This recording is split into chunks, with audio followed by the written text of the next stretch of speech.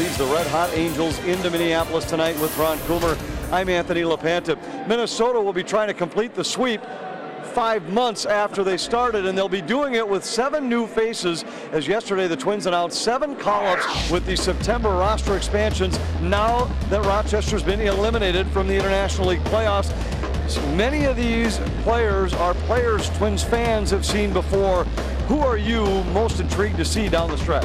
Well, there's quite a few guys, Anthony, and to me, this one probably stands out the most for me of the offensive guys. Parmalee, a guy that was really thought of as going to be an everyday player in the big leagues, struggled this year mechanically. We heard him talk about it in a pregame show, but a guy that needs to pick it up and be an impact player. Escobar is a guy that the Chicago White Sox and Robin Ventura were very big on when he got traded. To me, when you talk about pitching, Scotty Diamond's the guy that going into this season you expected big things. He had some issues with mechanics. Things didn't work out. Cole DeVries, well, he's a guy that really never got on track this year. Early in the season was hurt, and to me, never got on track. Pitched a little bit in Double-A, and now he's back in the big leagues. We'll see what happens. Diamond, Parmalee are 2 guys, but don't forget about Tompkin because he's a guy out of the pen that can really rush it up there. We'll see many of these players throughout the month. Parmalee in the lineup tonight for Minnesota, playing in right field. The Twins and the Angels in what's officially a series finale. Mike Trout has avoided the sophomore slump. Dick Bramer and Bert Blyleven have more on the Angels Star next.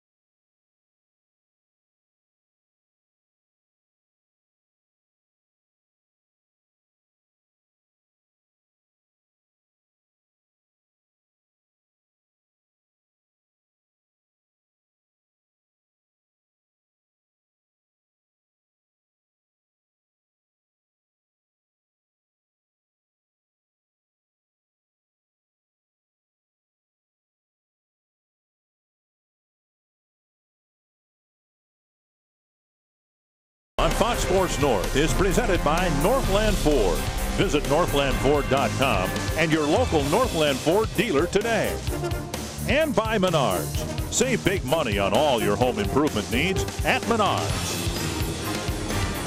This was supposed to be an off day for the Twins and the Angels, but they got rained out in April. They'll make that game up here tonight A hot and muggy night at Target Field, and we're glad you're with us for Twins baseball. Dick and Bert with you for a makeup game between the Twins and the Angels. Now, the Twins have played the Angels very well this year, having won 4 of the 5 games. The only time they've lost to the Angels was when Jared Weaver pitched out in Anaheim, and as luck would have it, he'll make the start for them tonight. Yeah, and 8 very good innings for Weaver. Nothing new for Jared Weaver against the Minnesota Twins.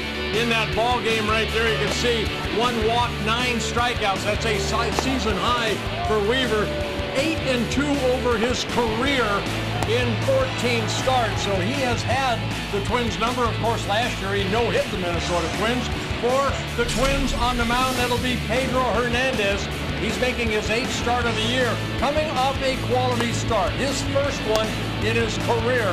That was against the Houston Astros. He got a no decision in that ball game, but the Twins won late in that ball game, and the Twins are 6-2 when he starts, so that's a good sign. Well, the Angels have had another disappointing year, but nothing disappointing about Mike Trout's sophomore season. He is an on-base machine for the Angels. Yeah, baseball doesn't have too many 5-tool players, and you're looking at one right here, Mike Trout. You can see where he ranks in the American League. Hits, average, hitting the home run, stolen bases. This guy does it all. Very good defensive player also. 21 games left for the Minnesota Twins, and we've got a makeup game here between the Twins and the Angels. The homestand will continue, and the Twins hope to end that 10-game home losing streak when we come back.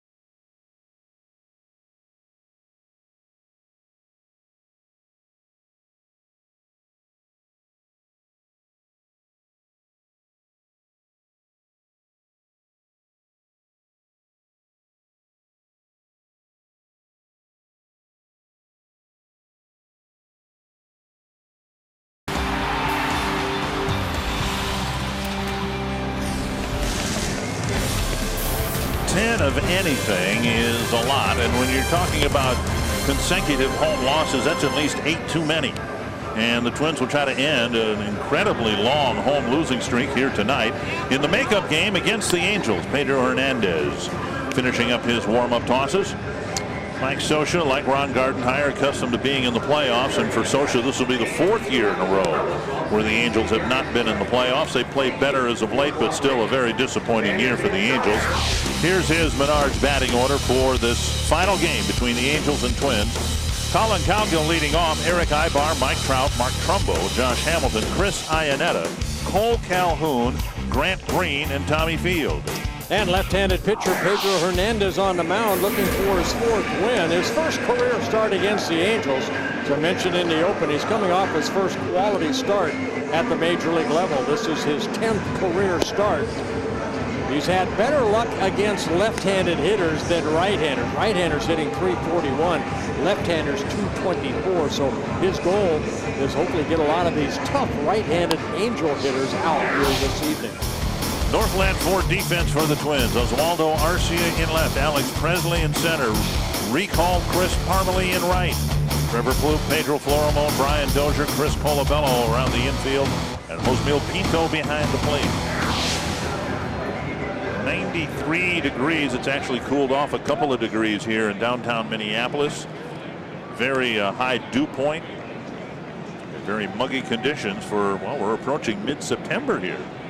Beautiful weather. Good baseball weather right here. Cowgill, Ibar, and Trout in the first. If you've not seen Hernandez pitch before, a fastball in the low 90s and mix in a slow curveball, slider, and a very good changeup. Up and away, ball one. Twins saw Cowgill a little bit when he was with the Mets. Getting traded over to the Angels on June 25th. And there is a strike. In being asked what you talked about, the right-handed hitters having really good success against Hernandez, Ron Gardenhire offered the response he needs to really command the inside part of the plate and in off the plate, and use what Andrew Albers did yesterday as a textbook for how to do that as a left-handed pitcher that doesn't have overpowering stuff. Yeah, and you have to pitch ahead. That's exactly what Andrew did yesterday. Albers did a great job. 7 shutout innings. Down and away, 3-1. That's the pitch you want to control right there. That little two-seamer down and away. For Hernandez, 16 walks in 43 innings pitched. There's the numbers right there. 7 home runs allowed, all to right-handed hitters. 3-1 to Cowgill. A high fly to center. And Alex Presley drifting back and makes the catch, 1 away. Hernandez survives a hitter's count against Cowgill. That'll bring up Eric Ibar. Yeah, Hernandez, 24 years old. His first season with the Twins, of course, came over from the White Sox last year in the Francisco Liriano trade. Angels are playing good baseball, Dick. Over the last 16 ball games, they've won 12 of them. But they are 15.5 games in third place in the American League Western Division. No chance really for the wild card. An outside chance of getting back to the 500 mark by season's end, but there's a lot of turmoil in Southern California. Some people say that Mike Scioscia's job, even though he's under contract for what, 4 more years, that Mike Scioscia's job is in jeopardy. Jerry Dipoto, the GM, rumored to be on the hot seat. Yeah, it seems like Soto and Dipoto are not, Sosa and Dipoto are not on the same page. So that's a lot of the beef going on in Anaheim, but it's been frustrating. Mike Scioscia, you know, when he has good players, he's a good manager, same as Ron Gardenhire. 2-0. And a ball line. Florimon got it in the palm of the glove. That might have stung a little bit. He made the catch, 2 down. Well, just like all the pitchers in that starting rotation for the Twins, they're not strikeout pitchers, so they need good defense. And right here, ball hit right at Florimon. And that'll break in your glove.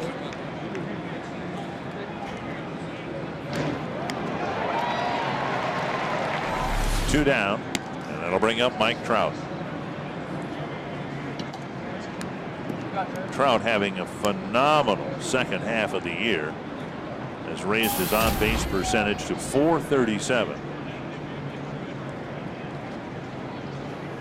And as good as he has been, he might make an American League batting race yet, with the talk of Miguel Cabrera, and could he possibly back up a Triple Crown year with another one, and most of the focus is in the home run race.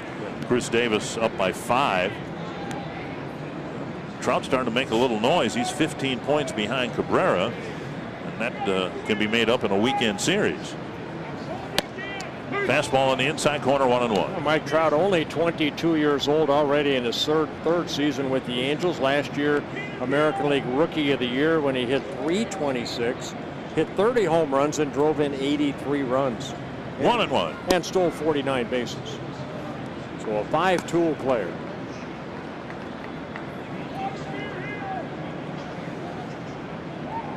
11 pitches, just 4 strikes for Hernandez. 2-1 to Trout. Oh my. Somehow that got through Hernandez. I don't think it hit him. But Trout with a wicked liner right up the middle. How'd that not hit him? I don't know how he got that right foot out of the way. Take a look right here. You see him go right through the wicket. Wow. You know, you release that ball toward home plate, which is 60 feet 6 inches. You end up about maybe 54 feet. And a lot of good hitters, you leave a ball out over the plate like that, they want to drive it right back up the middle, exactly what Trout did. Trout and Hernandez looking at one another, smiling like they have known each other for a while. Here's Trumbo. Angels come here. There's no Albert Pujols, done for the year with a foot issue. Trumbo with 31 home runs and a modest batting average at .235. Josh Hamilton in the lineup, but as their designated hitter. Yeah, Trumbo, one of those hitters that when he's hot, watch out. When he's cold, watch out. He'll strike out a lot, but this guy has tremendous power. And just off the corner, 1-1. Trumbo has struck out 162 times, but has hit 31 home runs. Vlad Guerrero, the last Angel to hit 30 home runs or more in back-to-back seasons. Trumbo hit 32 last year, 31 right now.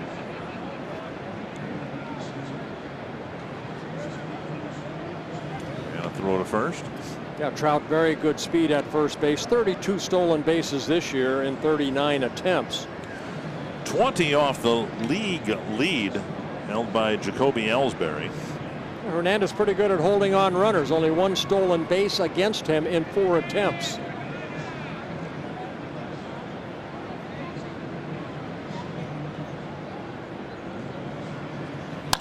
Fly ball center.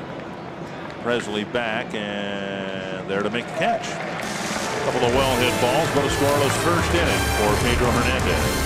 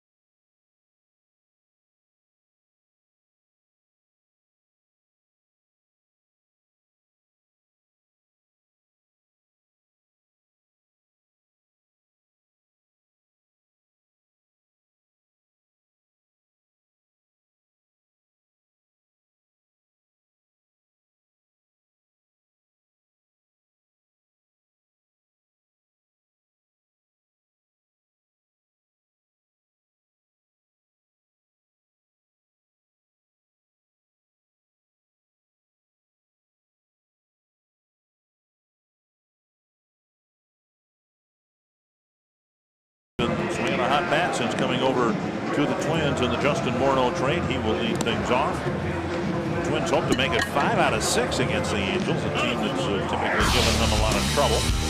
The Menards batting order for the Twins has Presley on top, Pinto batting second, Brian Dozier third, Oswaldo Arcia, Ryan Doman, Trevor Plouffe, Chris Colabello, Chris Parmelee, and then Pedro Florimon. And on the mound, it'll be Jarrett Weaver. For Weaver, 30 years old in his 8th season with the Angels, making his 22nd start. Back in April, he fell off the mound and fractured his left elbow, was activated in late May. Weaver has had a lot of success against the Twins. His 15th career start against the Twins, 8-2 with a 3.28 ERA. And again, it's a guy that no-hit the Twins last year in Anaheim. That was in May of last year, and when the Angels came through in April, Weaver was on the sidelines with the broken left elbow. Presley takes strike one. Presley's really been swinging the bat well. A lot of singles, of course, one home run, but he looks to be a candidate to be a starting center fielder and leadoff man for the Twins next year. Tap foul, 2 strikes. Well, he's doing exactly what you want out of a leadoff hitter. He's getting on base. 12 hits in 31 at bats. 5 multi-hit games.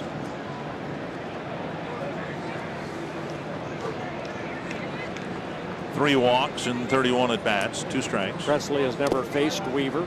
What he will see is a fastball, 2-seamer, 4-seamer. 2-seamer will have some sink to it, a slider, curveball, and a changeup. 3-time American League All-Star. Iannetta, the catcher, goes with that pinky fastball in. High and tight, 2-2.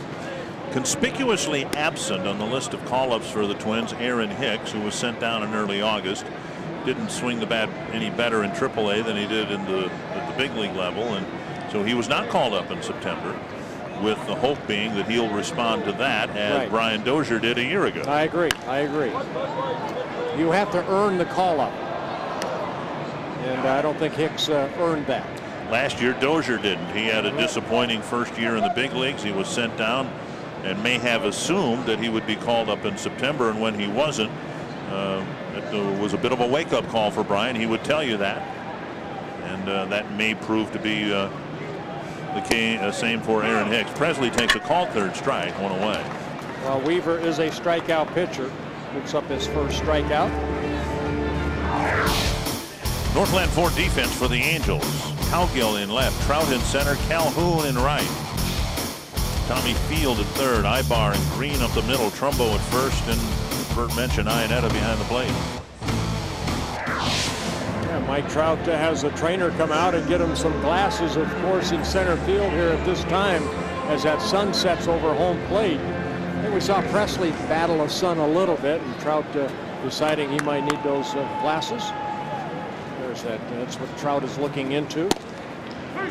Well, why doesn't he just play real shallow in the shadows? That would be nice. Here's Pinto. Pinto would like that. Yes, he would. To right center field. Trout will chase it. Nobody home. To the warning track. Pinto with a double. And the kid catcher keeps hitting. 11 hits now in 20 major league at-bats. And Pinto gets his 3rd double. Like a breaking ball up, and we've seen the power of Pinto. Hit his first home run to straightaway center. That slider he just took the other way, and one hops the fence out in right center. And it's a 1-out double. Looked like it was that bad of a pitch, breaking rather sharply it looked. But what's nice is he didn't try to pull that. He just went with it. Very good at bat. And now Dozier.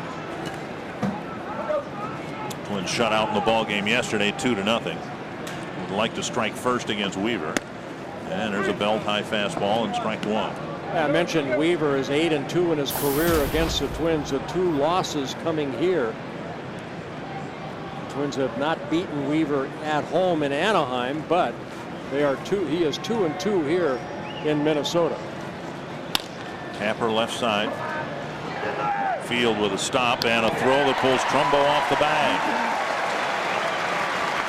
That'd be an infield hit for Dozier. Field diving to his left, and his throw pulled the big target Trumbo off the first base bag. Yeah, Pinto had to hold up at second base. Fields getting called up for AAA.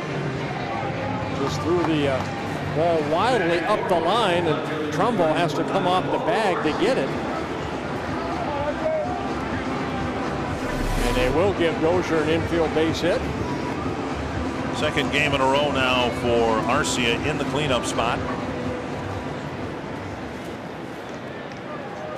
So giving Josh Willingham some time off.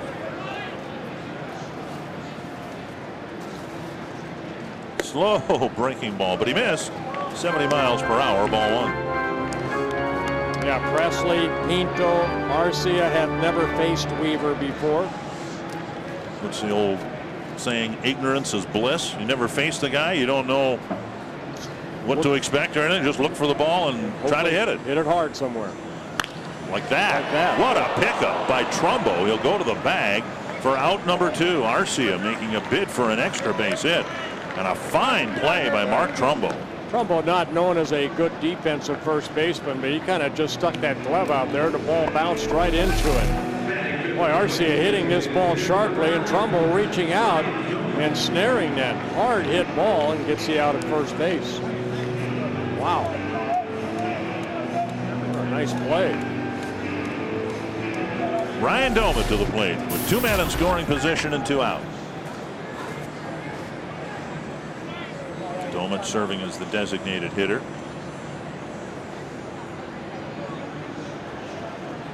Way out in front of the changeup, strike 1. When we showed you during the pregame show the list of call-ups, you may have noticed Eric Fryer, who was the other catcher in Rochester toward the end of the season, which lends credence to the idea that Ryan Doumit probably won't catch much if at all, and for that matter neither will Joe Mauer. There's a pop-up, it's spinning back and out of play. I'm just guessing now, but Joe says he wants to catch, and my guess is that he will certainly catch once or twice before the end of the season, just for his own peace of mind. Yeah, first Joe has to get off the concussion list and then work his way back. So 2 quick strikes to Doumit. Yeah, Doumit just 1 for 11 against Jarrett Weaver. Short center. Ibar retreating, twisting around. He gets there to end the threat. Pair of hits, 2 men left aboard, no score after 1.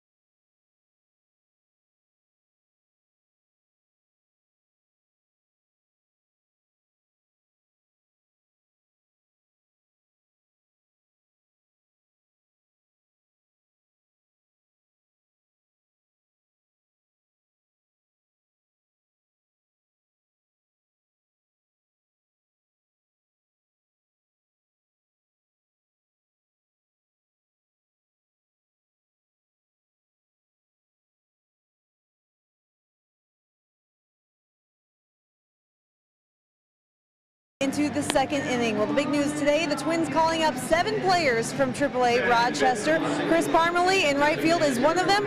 Aaron Hicks is not. And as we mentioned earlier, Gardy said it was kind of like a Brian Dozier situation last year. He was sent down in August, didn't really do anything to earn his way back up as a September call-up.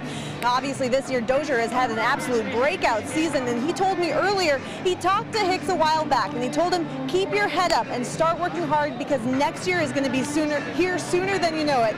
And as Brian Dozier can attest to, a year can make all the difference in the world. So some words of encouragement from one player to another, you gotta like that.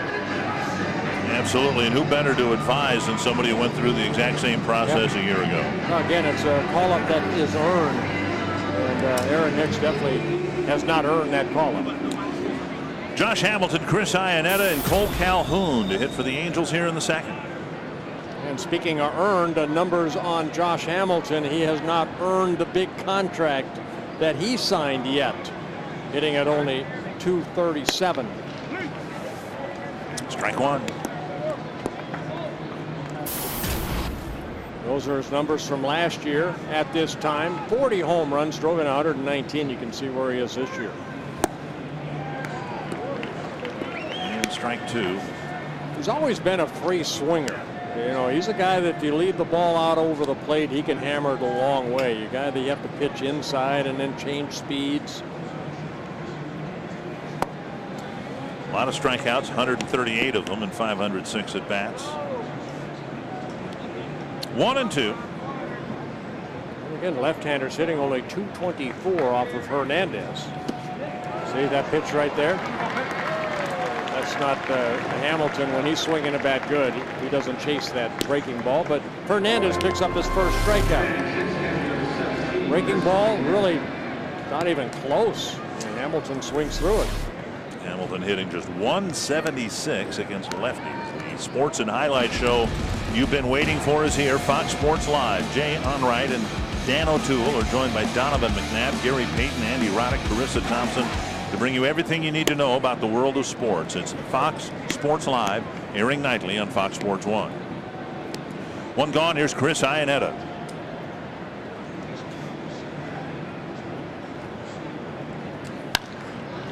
A foul pop, sailing back into the seats.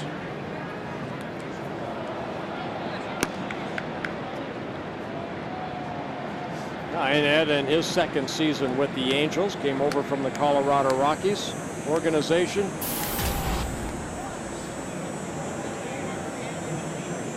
His average down at .217. That 90-mile-per-hour fastball spun back to the screen. 1-2. Angels have a lot of work to do, as the Twins do, but one of the areas the Angels need work on is they need to find a catcher. They have not really had a stabilizer behind the plate. I'd have to go back to Mike Napoli. He's not a great defensive catcher, but he hit enough to where it was a force to be reckoned with behind the plate. There was Napoli and Mathis that kind of went back and forth. Right. You know, Mathis not going to hit much, but Napoli definitely hit for power. Now he's a first baseman for the Red Sox. 1-2. Just down and away. 2-2. Well, Angels, you know, they're playing better ball. What they did is they brought up some of the young kids, but they can't bring them all up because all three of their top teams, AAA, AA, single A, are all in the playoffs.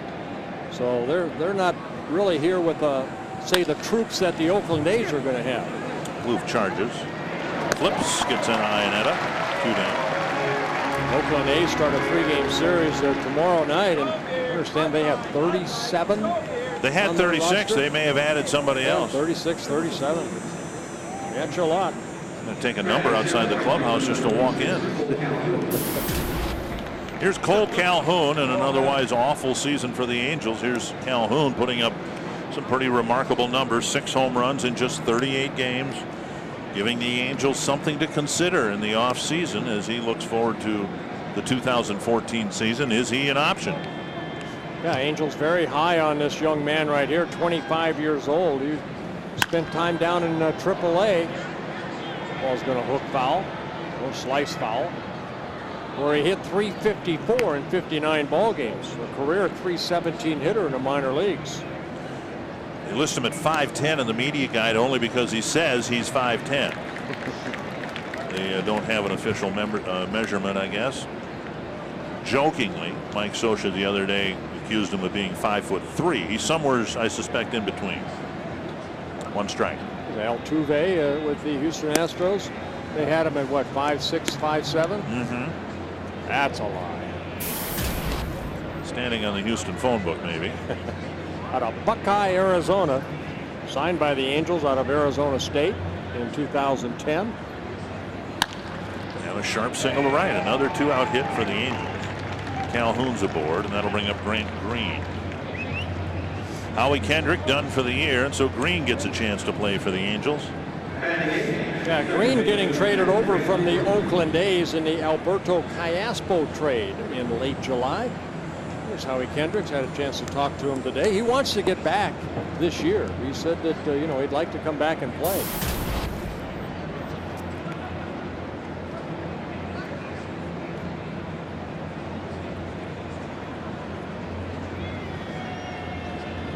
Angels got a 2-out single in the first, did no damage. Another one here now in the second.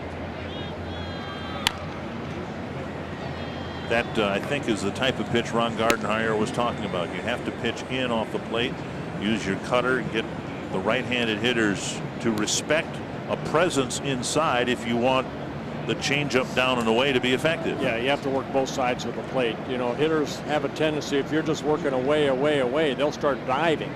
That's why that pitch inside, very important. Like that. I got the call. You go in and then you go away. So 2 good pitches right here by Hernandez to Green. Put that in a bottle and keep that perfect pitch. 2 strikes to Green. Now ahead in the count.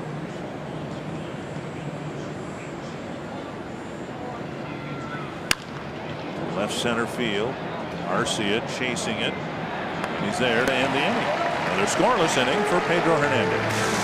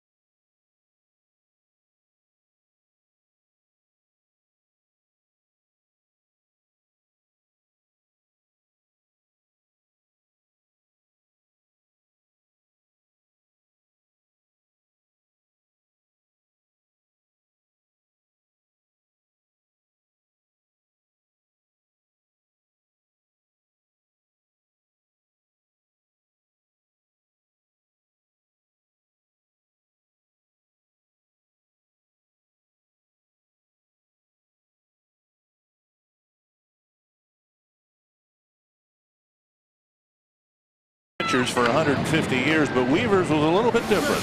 Well, back on April 7th in Arlington, Texas, a ball right back over the head of Weaver. He got out of the way and ended up fracturing his left arm.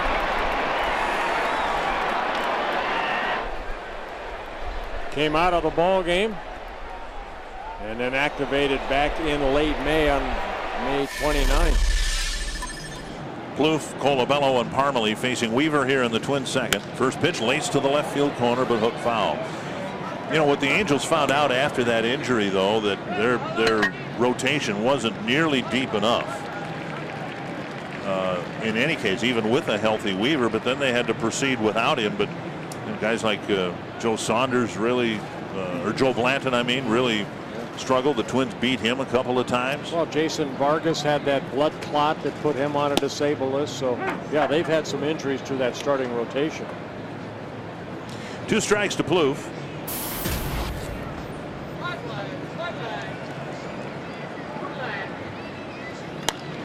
And flipped foul. I think why Weaver is so tough, especially on any hitter. I mean, right-handers are hitting 232, left-handers 234, 233 overall.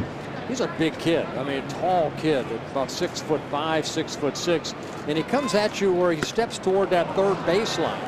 Very tough on both sides as far as if you're a hitter.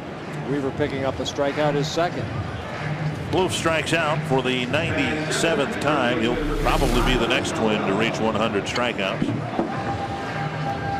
More of a defensive swing right there. Plouffe had no idea where that ball was.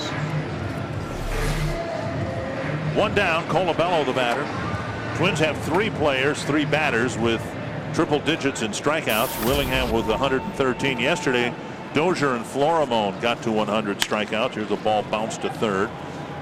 Field has the second hop, throws low. Trumbo digs it out, 2 down. And that'll bring up Chris Parmelee.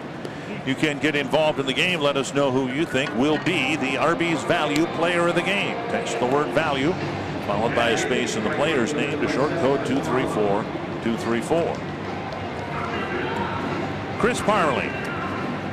You know, we talked about, Trumbo, 162 strikeouts. Hamilton struck out, but these guys, are hitting home runs with those strikeouts. Right. Well, the Twins are just striking out a lot and not hitting a lot of home runs. Parmelee takes a strike. Parmelee coming back up in 45 ball games in AAA Rochester. He hit .231, hit 3 home runs. 2 strikes. In Parmelee's case, it's a little bit different than Hicks because the Twins don't have another first baseman. They needed somebody to back up Colabello at first base. Parmelee lifts it high to right field. Calhoun over a few steps. And Weaver has a 1-2-3 second inning.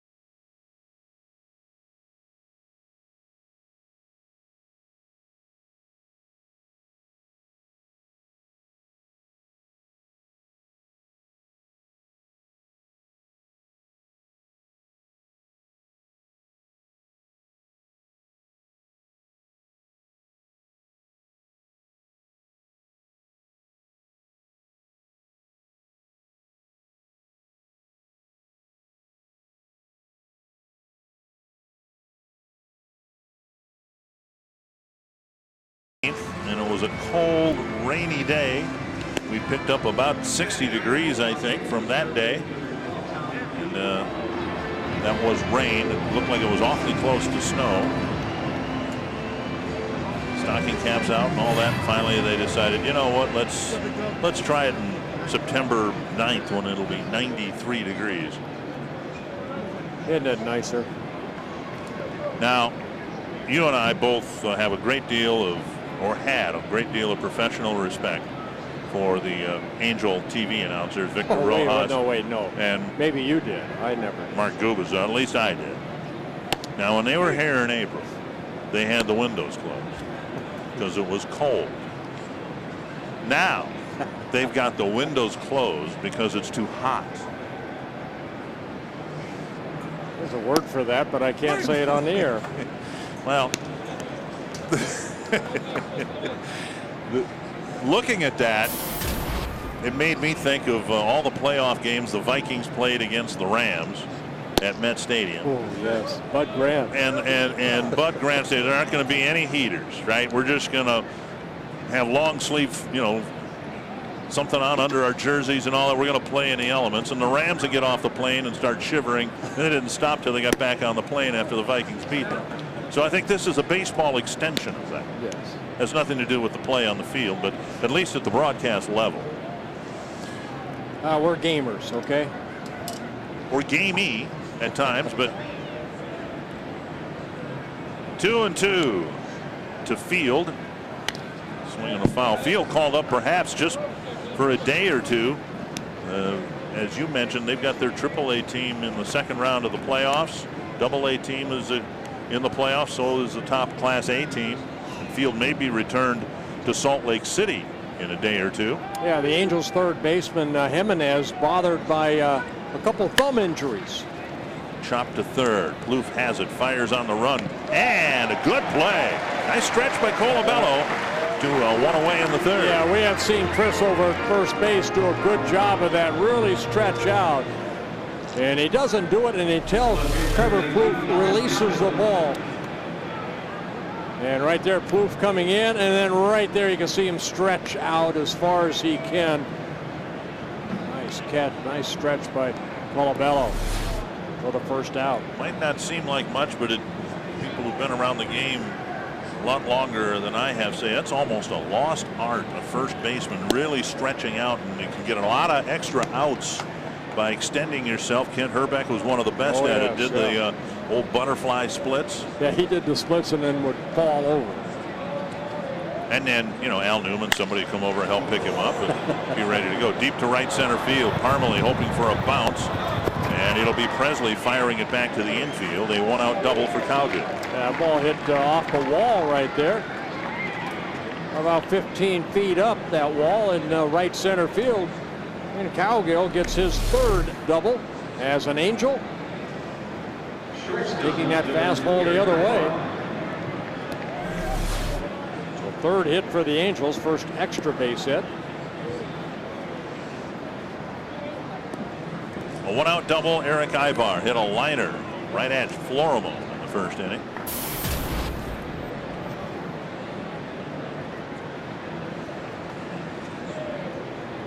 Mendez has given up a hit in every inning.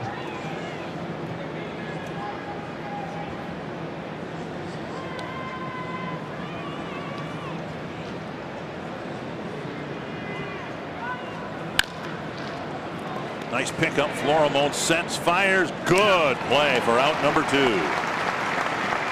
Well, that's a nice play because Eric Ibar very quick of feet from home to first, and that ball hit sharply, and Florimon set himself up nicely, got the weight on that back foot, able to make a good throw. That ball looked like it could have been a base hit between third and short, but Florimon backhands it, and a good accurate throw across the infield for the second out. I don't know that we've ever seen him do the Derek Jeter jump and throw play from the hole like that.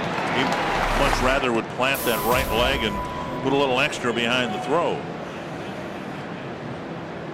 2 down, a runner at third, and Mike Trout. With a blistering line drive right up the middle. Somehow it avoided both of Hernandez's legs and skipped out into center field for a 2-out single.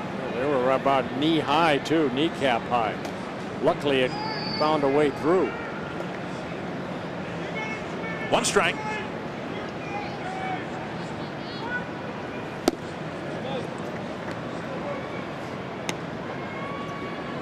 Remember when Trout, or when we were in Anaheim, I had a chance to spend a few minutes with Trout. He's a well-spoken young man, very easy to talk to, but I was asking him specifically about the Twins and prospects Byron Buxton and Miguel Sano.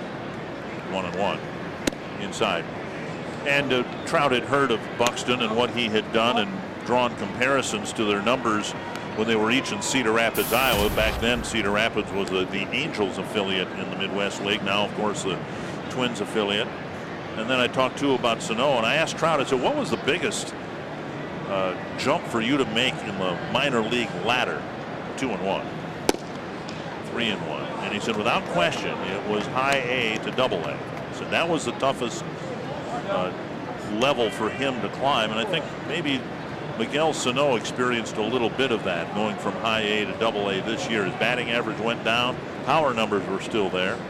Yeah, dangerous pitch right here to a very, very good hitter. 3-2. Hit the corner, down and away. See, Trout kind of walks away smiling, saying that that's not a strike. The one thing about this young guy right here, you know, he came in, what's he hitting at? 338, 339 right now with that base hit in the first one. But see what Fox Track says, it hit the strike zone, the lower part. very good eye. 89 walks for Trout. That's a good Wow. pitch. And Trout will go back to the field, believing strike 2 and strike 3 were out of the strike zone.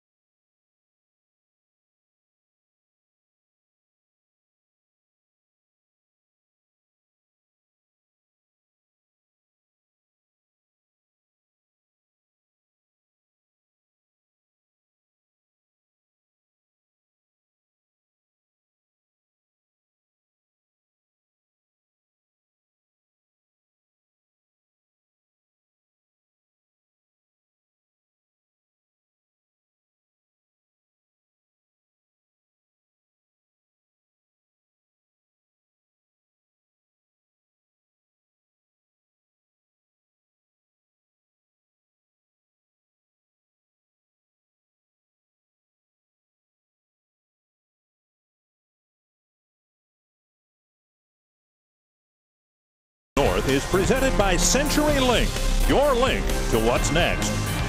By Grand Casino, the best stories start here. And by Sanford Orthopedics and Sports Medicine, for the everyday competitor in all of us. No score, bottom of the third. Twins making up the final game of the year between themselves and the Angels. The Angels head to Toronto after the game. The Twins stay here to take on the A's. Pedro Florimon swings through an off-speed pitch, strike 1. Yeah, Weaver's got an outstanding changeup. 24 pitches for Jarrett Weaver, 21 strikes.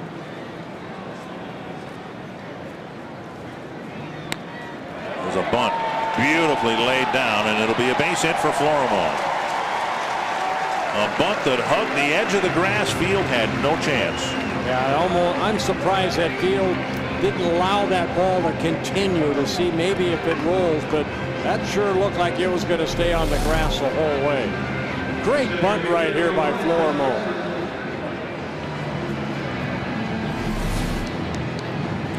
So third hit for the Twins. Video machine, the only thing in the 5-state area that's frozen right now. Here's Presley, went down looking his first time up. Now Weaver's a guy that clubs can run against. 10 stolen bases in 11 attempts, and Florimon leading the Twins with 13 stolen bases. That's one telling number, leading the team with 13 steals. The Twins have stolen 45 and been caught 30 times.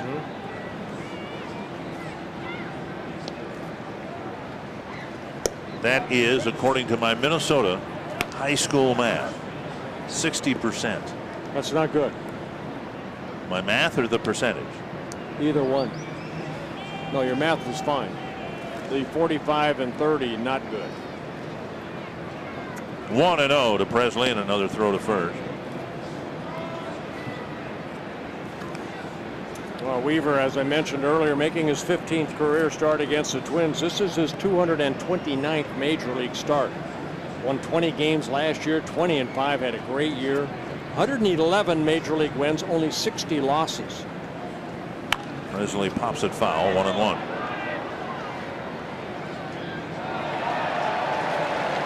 Tonight's cold hard fact brought to you by Frost Brewed Coors Light. The highest batting average by American League outfielders in September.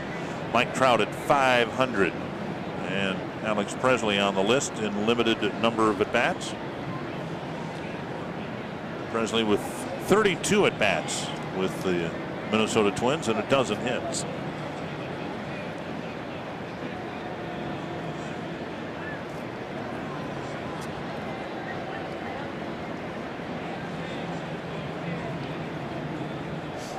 can see the pitches right there, 27, 23 strikes.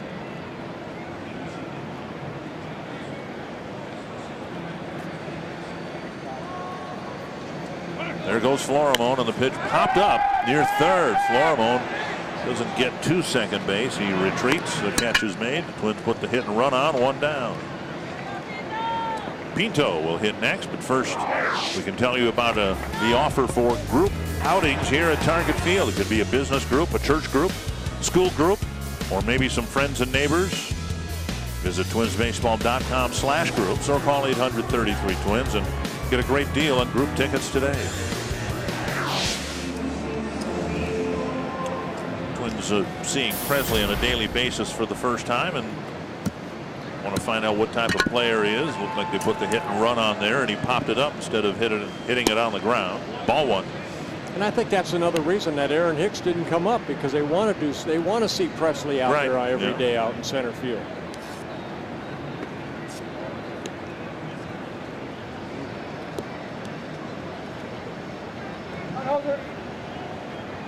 Pinto doubled to right center field his first time up. Twins got him as far as third base before the inning ended.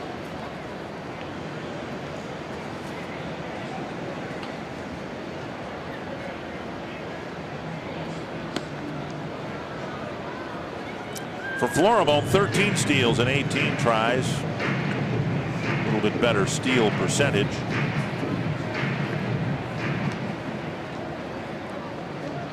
Ron Gardenhire saying in his media session this afternoon. First the 1-0 pitch to Pinto. Strike called. He said when the Twins were in Anaheim a month or so ago, he and Mike Scioscia spent some time talking about the teams they used to have. And it wasn't so much wistful about the playoff-bound teams as it was just the style of play. In each case, you had the Angels and the Twins, teams that like to do a lot of running, hit and running. Very athletic, both teams. The drive to left center field. That's hit pretty well. Trout going back. Off the wall. Florimon round second, on his way to third. They're going to wave him around, and he will score. Pinto with another double. And maybe more impressively, he knocked it out of Trout's reach in center. Boy, Pinto has had 2 at-bats. That ball is just exploding off of his bat. First at-bat hit that double to right center. Here looked like an off-speed pitch. A changeup. He just reaches out and takes Trout all the way to the wall. Trout trying to time his leap, but the ball gets off the wall and then gets behind him. Came from about 6 inches from being a 2-run home run. Instead, it's an RBI double. Twins take a 1-0 lead. And now Dozier. Breaking ball to center, a base hit. Pinto around third. He's going to be held up. The throw sailing off target on 1 hop to Iannetta. First and third, 1 away. I guess as it relates to Pinto, you look at Dozier getting a slow breaking ball and driving it hard. What you hear about hitting prospects, and we'll put Pinto in that category right now. They can come up here and they can hit the fastball, and that's all well and good, but then as soon as they start seeing breaking stuff and changeups, then it's a different matter. Here's a guy who facing the #1 pitcher for the Angels, and he's got 2 doubles and he hasn't seen the fastball yet. 1 off the slider, 1 off the changeup. Well, Weaver doesn't have that fastball that's exploding. You know, he relies on changing speeds, breaking balls, keeping the ball down. He's left a couple balls up here. That pitch to Dozier, the breaking ball left up, and Dozier gets his second hit. 5 hits for the Twins. And Arcia takes outside. Now you go back to last 3 starts for the Twins against Jarrett Weaver. He's 3-0 with an ERA of 0.39. In 23 innings over his last 3 starts, only allowed 5 hits. In 23 innings, only 1 run. So the Twins doing some damage to Weaver here. And they need to get this runner from third in with 1 out. Even in the first inning, the Twins, time after time this year, have not been able to come up with a big hit. Runners in scoring position, average very low. Arcia almost did it. He hit a one-hop smash fielded nicely by Trumbo. Swinging a foul, 1-1. Yeah, he couldn't have hit that ball any harder, and Trumbo just kind of reached out and made a nice snag of that one hopper.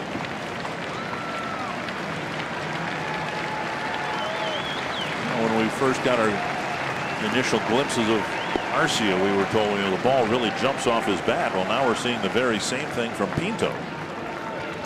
1-1. Dribbled foul, 1-2. Change up right there. Arcia way out front. Arcia very strikeout prone, something he'll have to work on. 94 strikeouts, 294 at bats.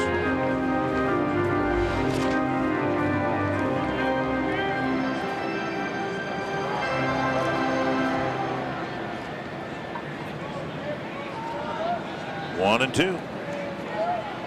Runner goes in the dirt. It gets away from Iannetta. Should be a stolen base for Dozier. He was off with the pitch. Yeah, Dozier picks up his 11th stolen base of the year. Gets into scoring position with one out. That's just anticipating that Weaver was going to throw a breaking pitch in the dirt and sending the runner as a result of that. Yeah, again, Weaver not the quickest toward home plate either. 11 stolen bases off him now in 12 attempts. 2-2 to Arcia. Hit to the outfield, should score 2. Taken for a call, third strike, 2 down. Ball clocked here at 84 miles an hour, but in a perfect spot. Inner half of the plate, and Weaver picks up his third strikeout. Hit the glove of Iannetta. Doman had the chance like this in the first inning and popped up to short. Actually, the pop-up into short center field, Ibar was the one who gloved it. Tapper up the line, and a fair ball. It'll end the inning. The Twins get 1 and leave 2. They got 3 more hits against Weaver. They take the first lead.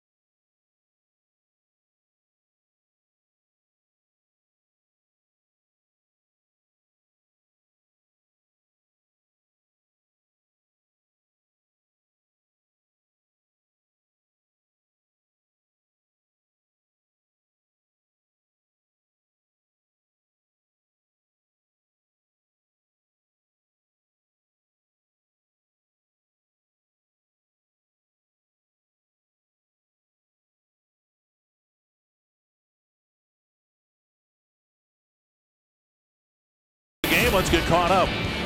Well, Pedro Hernandez, 3 shutout innings so far, a couple strikeouts, and he got a little offensive help by his catcher. Pinto hitting a double, an RBI that scored Florimon for the only run of the ballgame so far. Pinto will face, will get behind the plate with Trumbo, Hamilton, and Iannetta facing Hernandez. Hernandez 46 pitches, 28 strikes. 12 batters, 7 first pitch strikes.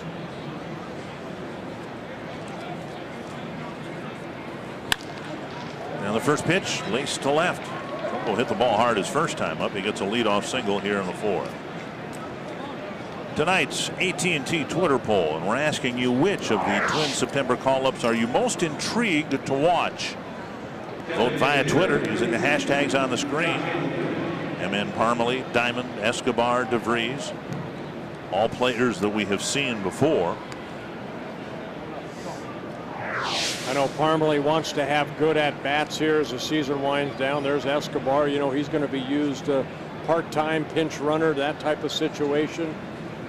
I'm curious to see how Scott Diamond does. He would be my pick, yes. The Twins, as they move forward to next year, if they're going to have a competitive starting rotation, stands to reason Scott Diamond's going to be a big part of that. We've seen him pitch very well last year and not well at all this year. 1-0 to Josh Hamilton. Went down swinging his first time up. 2-0.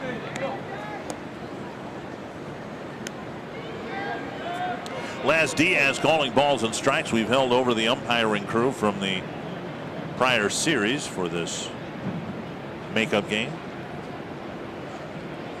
2-0. Fouled away. When I say we've done that, we of course had nothing to do with it. We're just up here witnessing it like everybody else. Well, I walked out of the ballpark yesterday with first base umpire Mark Wagner, who makes St. Paul home here, and said he got another night to spend time with his family. Spent some time with Laz Diaz after the game yesterday. He was telling me they're staying over to do this game. 2-1. Swing and a miss. Nice changeup by Hernandez.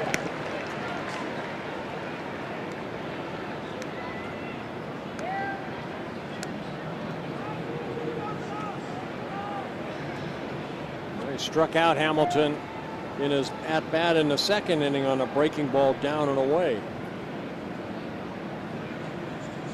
See if they go back there again.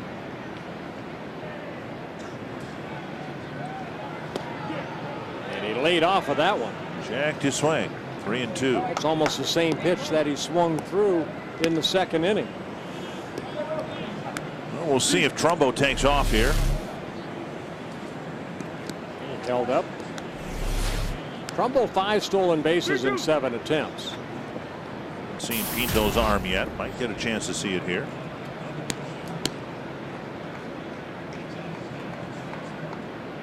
Trumbo stays put, and the pitch is swung on and missed. Good breaking ball right there. And Hamilton goes down for the second time. Hernandez picks up his third strikeout. A lot of confidence in that breaking ball.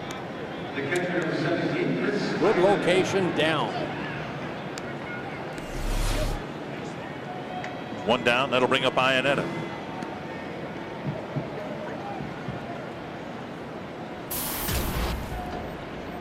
You're thinking ground ball. 4 double plays turned behind Hernandez, this being his 9th start. Off the outside corner. Ball 1.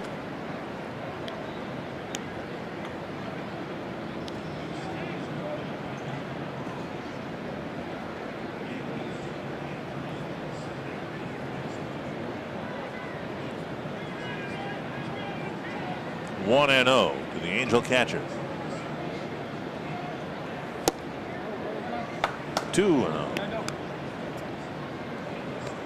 Hernandez appears to be a pitcher that's going to give up hits. What he needs to do to be successful is scatter them, and he's done that so far here tonight. 4 hits, 1 in each inning.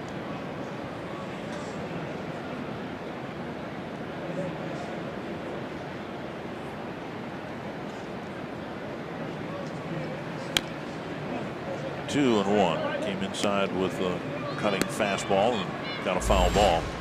Talked about it a little bit yesterday in Andrew Alber's start. This is a Twins team, an organization that does not have a wealth of left-handed pitching. And Alber's trying to leave a good impression for next year, but then so too is Pedro Hernandez.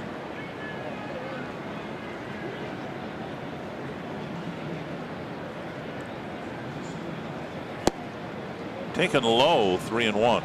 He's trying to get that ground ball. He's keeping the ball down in the strike zone now. He's got to elevate a little bit here. He does not want to walk Iannetta.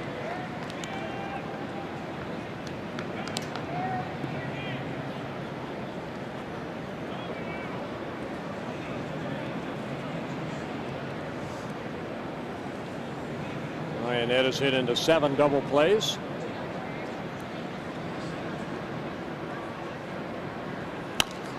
Popped up. Foul and out of play. 3-2. A 3-2 pitch in the Hamilton at bat. The Angels did not send Trumbo. We'll see if they send him here. I think it's kind of a compliment to Hernandez. He's pretty good at holding on runners.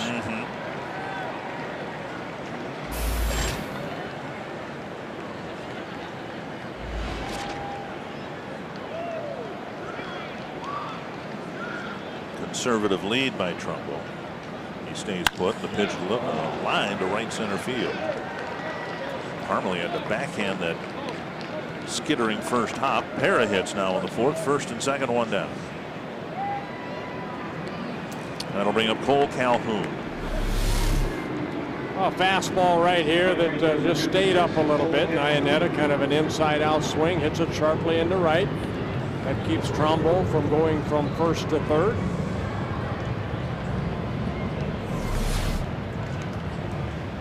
Calhoun with a 2-out single in the second. Pulled one sharply through the hole on the right side of the infield.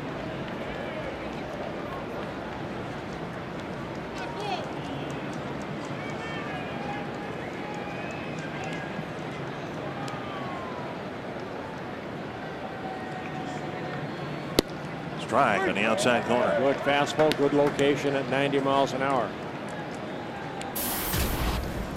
Hernandez, velocity wise, a tick, maybe 2 higher than Andrew Albers, but still not in any stretch of the imagination considered a power pitcher. Just off the corner with a 91-mile-per-hour fastball. Albers, I don't believe, has hit 90, but we've seen him hit 89 when he wants to. It's about location, location, location. You know, you don't have to throw 98, 99 miles an hour to win at the major league level. Jarrett Weaver, a great example of that. 111 major league wins, only 60 losses, because he changes speed so well. Weaver giving up the first run of the game. Each team with 5 hits. First time the Angels have had 2 base runners on in 1 inning. 1-1 to Calhoun. Down the line, a base hit. It'll tie the game at least. Iannetta around second. He's going to be held at third. It's a double for Calhoun. And the game is tied at 1. Second and third with 1 away. Yeah, breaking ball just stayed up right there, and Calhoun just hitting it sharply down that right field line. For Calhoun, his 5th double of the year. Pulling that ball into the corner. Parmalee has to retrieve it. Get it back in. Keeps Iannetta at third base, but Trumbo scores the tying run.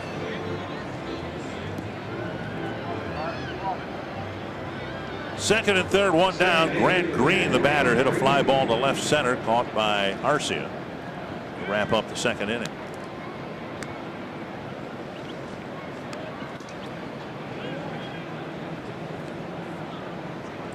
Middle infielders back, corner infielders playing even with their bases roughly. Bloof maybe a step deeper at third.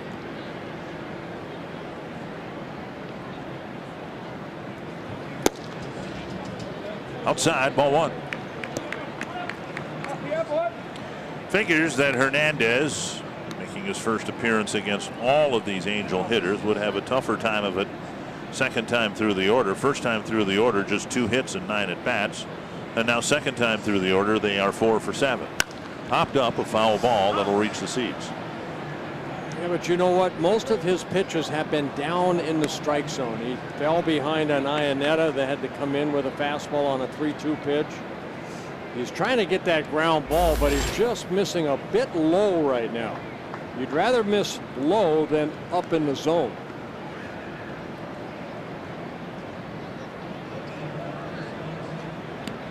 One and one.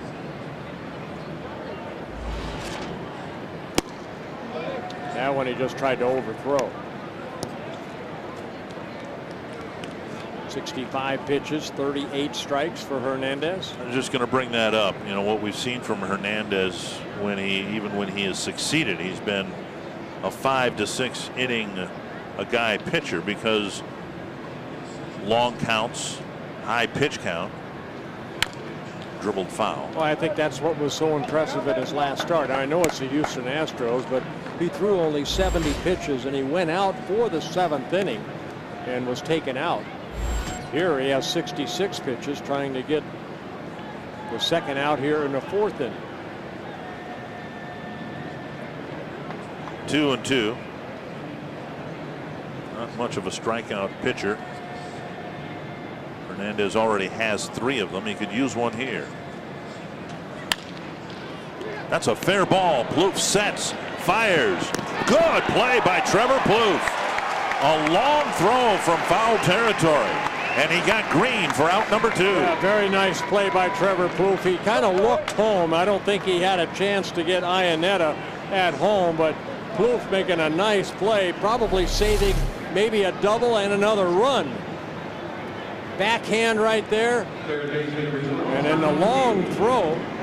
Again, Caraballo stretches out. Nice defensive play by Trevor Plouffe. Green will get the RBI, his 12th of the year, and the Angels take a 2-1 lead. Tommy Field, the batter. Trevor's throwing over the final months of the season has improved. That's a very long throw that he had to have some starch on to get the batter.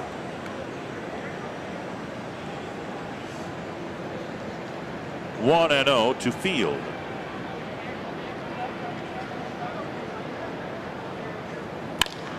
On the ground sharply, Florimon picks it up.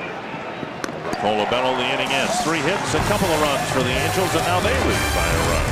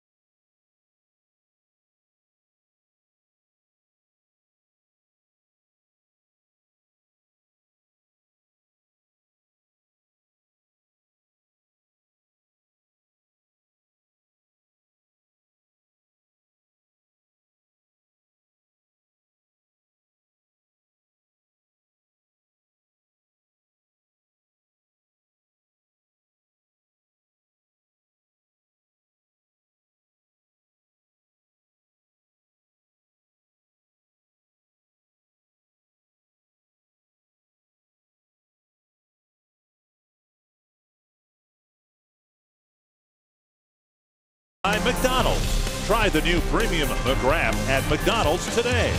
I'm loving it. And by Toyota. Let's go places. To find your nearest Toyota dealer and check out our current offers, visit buyatoyota.com. I don't even know if that youngster was born when this series started. Oh, beautiful baby.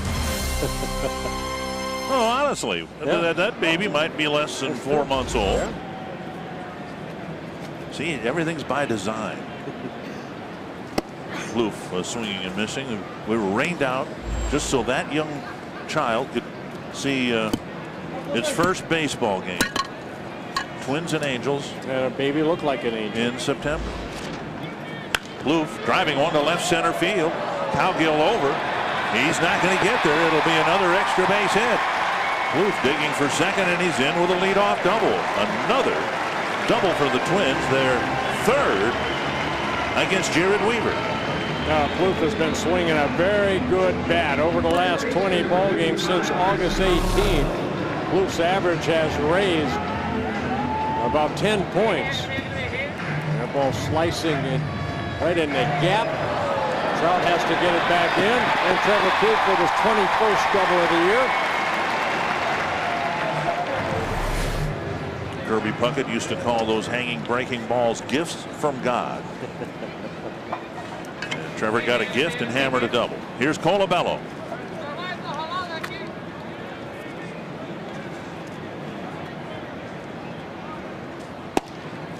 On the outside corner, a strike.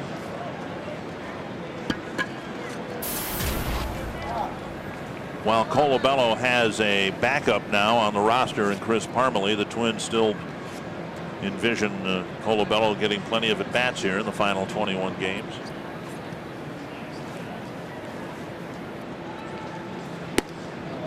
And in, 1-1. You know, if you're a viewer at home, you can really kind of see why Weaver is so tough against right-handers, where he steps. I mean, he really throws across his body, and then his momentum carries him through. But you can almost see the two different marks, one where Hernandez lands and one where Weaver lands, and it's almost like 2 feet apart. That foul. Good change up there.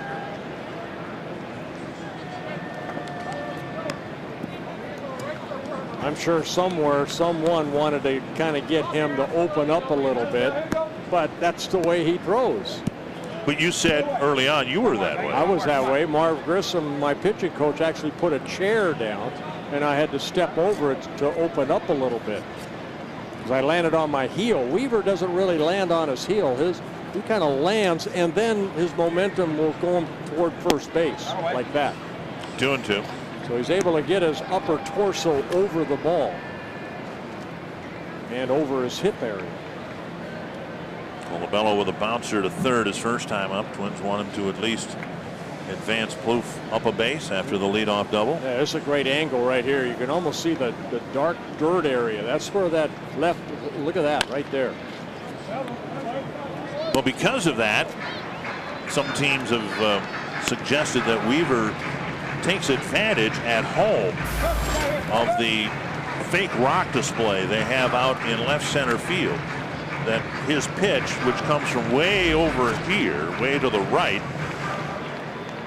at its release point, the ball is coming out of the rocks instead of the batter's eye. Very, very nice placement of those rocks. Up the middle, it'll advance the runner. Ibar to Trumbo, and Colabello will get handshakes, pats on the back, and a few attaboys when he gets in the dugout. Good at bat. A productive out. You can set your compass due north Thursday nights on Fox Sports North.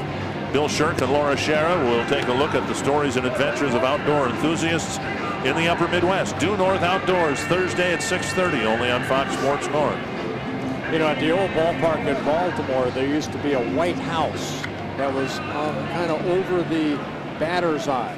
And they said Jim Palmer was a guy that was really over the top. Oh, yeah? And sometimes it would come out of the house. Speed pitch just misses to Parmelee. Angels bring the infield in here with a tying run at third. You see, the batter's eye is black here. Remember when we first opened up here, it was more on the green side. Mm-hmm. Now they've darkened it, but I think they should whiten it. A little white paint. In fact, like wallpaper, have little patterns of baseball speckled throughout the whole batter's eye. And better yet, let's turn the lights off. 2-0.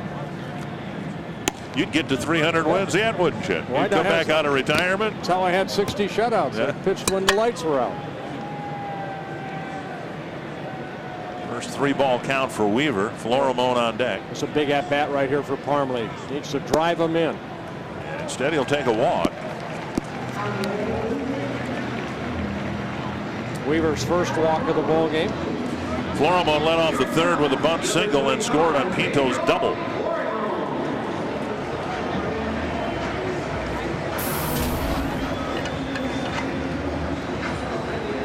And as we saw Hernandez looking for a strikeout in the top of this inning with men on base, that's what Weaver will be going for here. We mentioned yesterday Florimone struck out for the 100th time in 357 at bats. Right off the end of the bat, strike one. A big slow curveball by Weaver. Weaver's had 12 double plays turned behind him, this being his 22nd start.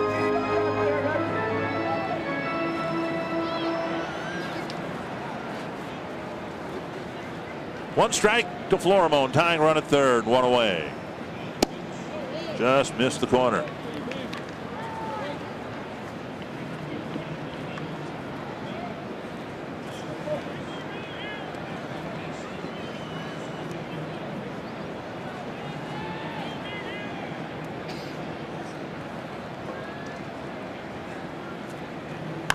Foul back, 1-2.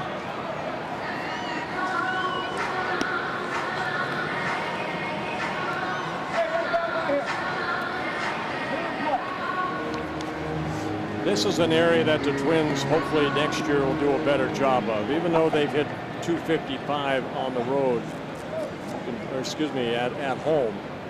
Just these situations right here, pick up a run, tie the ball game.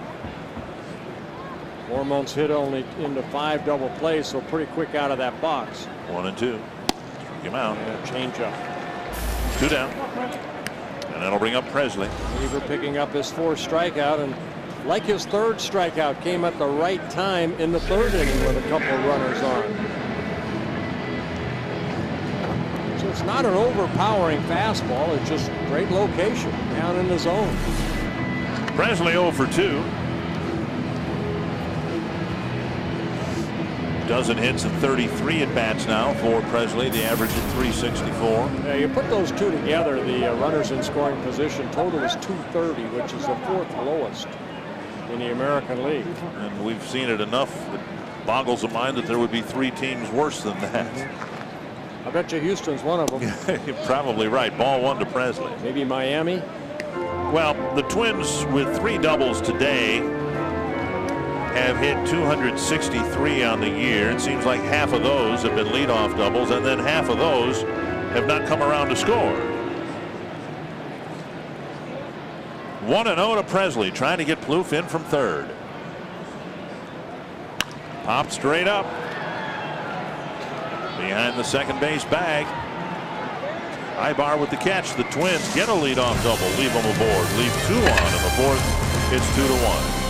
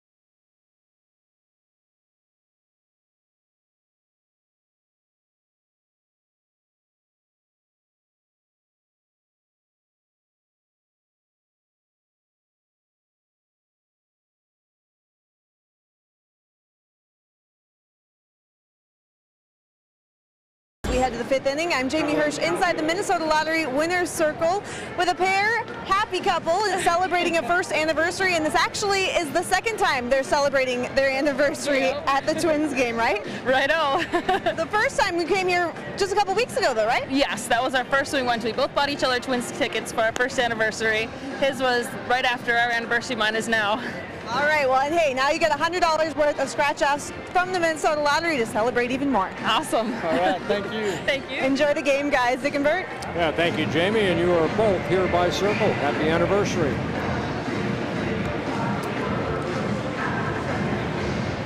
Top of the 5th inning. Colin Cowgill leading things off. Eric Ibar, Mike Trout to follow.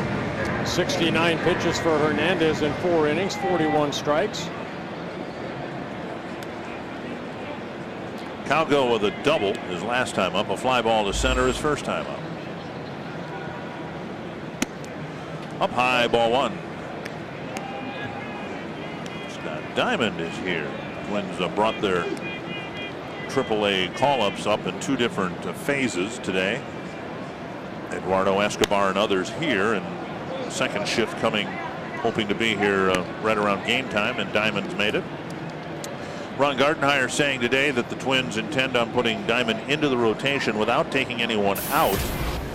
They're expanding the rotation to a 6-man rotation, and then it might be that Cole DeVries will get a start or 2 yet, and it might be that Andrew Albers or Mike Pelfrey will be skipped or taken out of the rotation to include DeVries.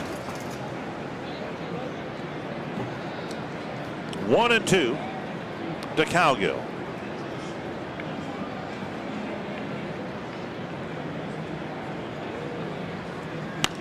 Foul back.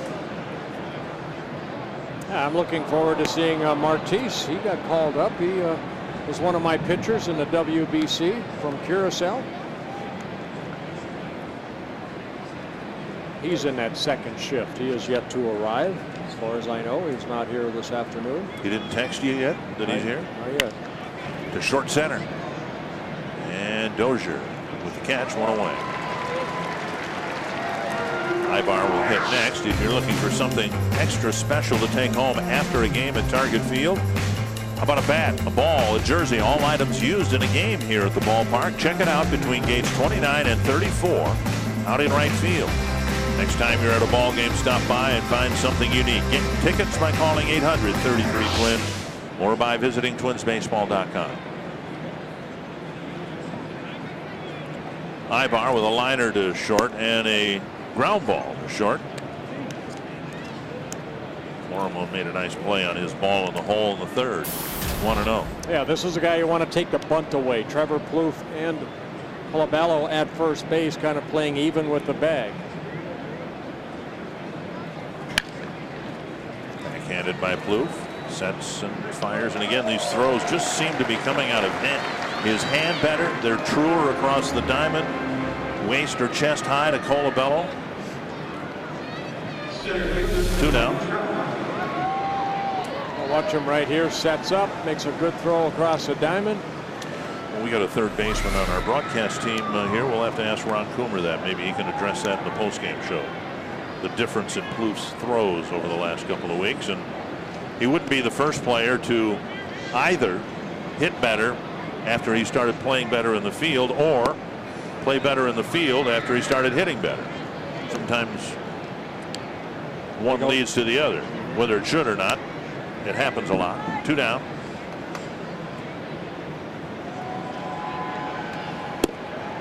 Two and 0.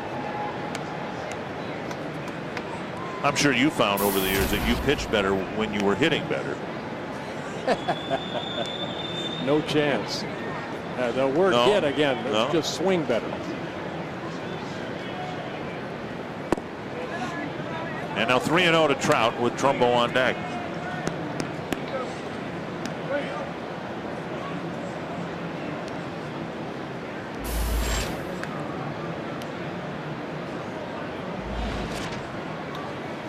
Right down the middle.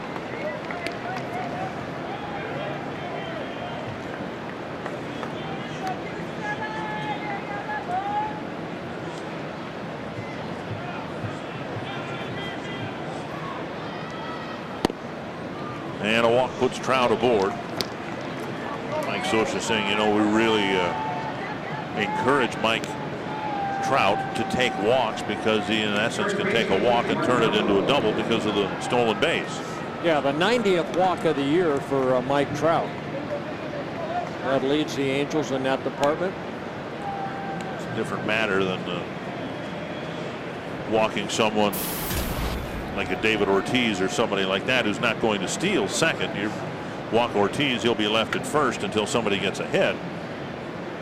But now Hernandez needs to pay attention to Trout at first and throws over there right away. Yeah, again, Mike Trout with 32 stolen bases in 39 attempts. Angels have 74 stolen bases overall.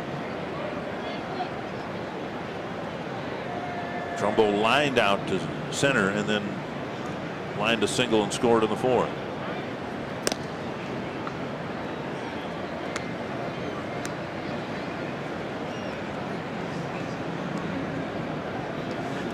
Ellsbury shut down for the year. Jay Davis with 40. There's Trout.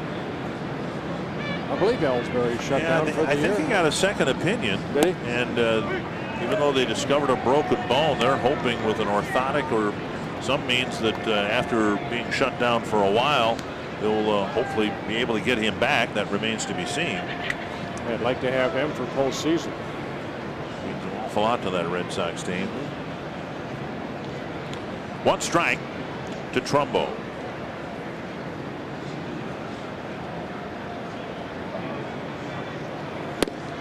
And now a ball.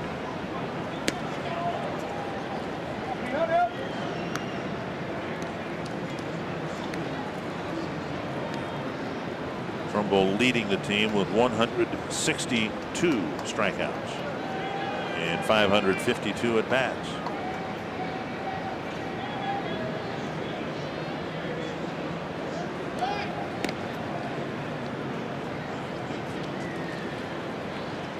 Again, only one stolen base off of Hernandez in 5 attempts.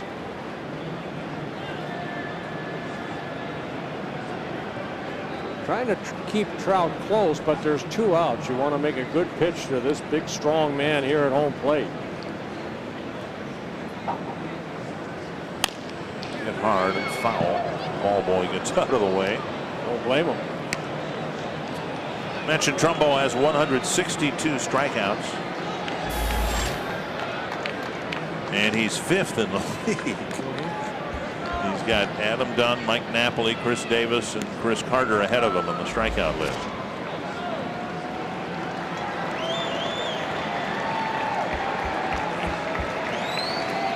One and two, Hernandez to Trumbo.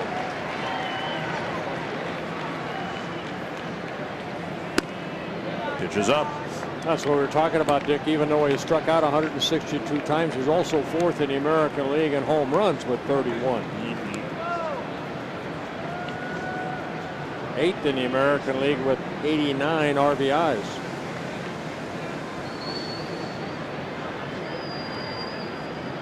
Two and two.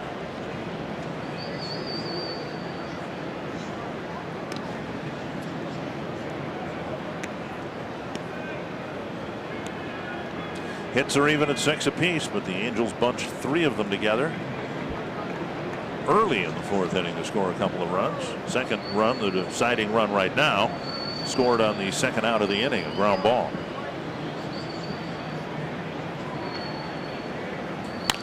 Hope foul.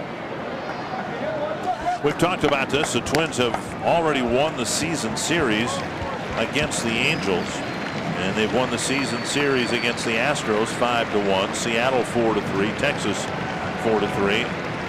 They haven't seen the Oakland A's. They'll come in for a 3-game series starting tomorrow. Yeah, Twins are 17-8 against the Western Division in the American League. 4-1 so far against the Angels. Whoa! Pito wanted that right there. He thought that might have been a strike. And I think Hernandez did too. Wow. Good pitch. See Pinto get up, almost like headed back to the dugout. Without Fox tracks, it looked like it was inside. Full count. Sound like a hitter. Trout goes over the mound, and it'll bleed into center field. Trout to third, and Presley has to be aware of his speed. He Throws it to the mound. Colabello cuts it off. There was a chance with Trout going. If Presley hadn't pounced on that quickly, they may have tried to score Trout from first on a single. Yeah, because Trumbo has so much power, Florimon was shading him towards the third baseline, and this is a high chopper over the mound. Hernandez can't get it, and it trickles through the infield, and you saw that flash that went by. That was Trout. Yeah. So Trumbo gets his second hit. The 2-out walk, now a 2-out single, a threat. Runners on the corners for Josh Hamilton. Rick Anderson out to the mound to talk to his lefty. And at least one hit in every inning, a total of 7, and the pitch count approaching 90. And Presley warming up.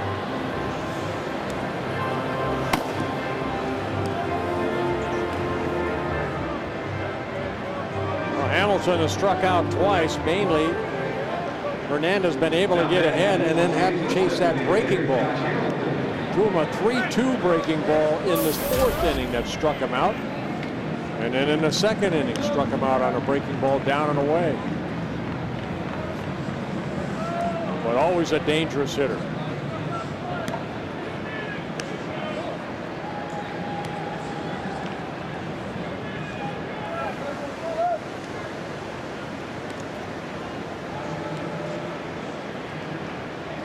Hernandez to Hamilton, and drill past Colabello into the right field corner. Trout scored. Trumbo to third, and he will be held with Parmelee again. A quick retrieve in the corner, and it's 3-1. Well, I think they tried that breaking ball, but it left inside, and Hamilton looked like he was sitting on it. An RBI double for Hamilton, his 29th double of the year. It's a 3-1 Angels lead.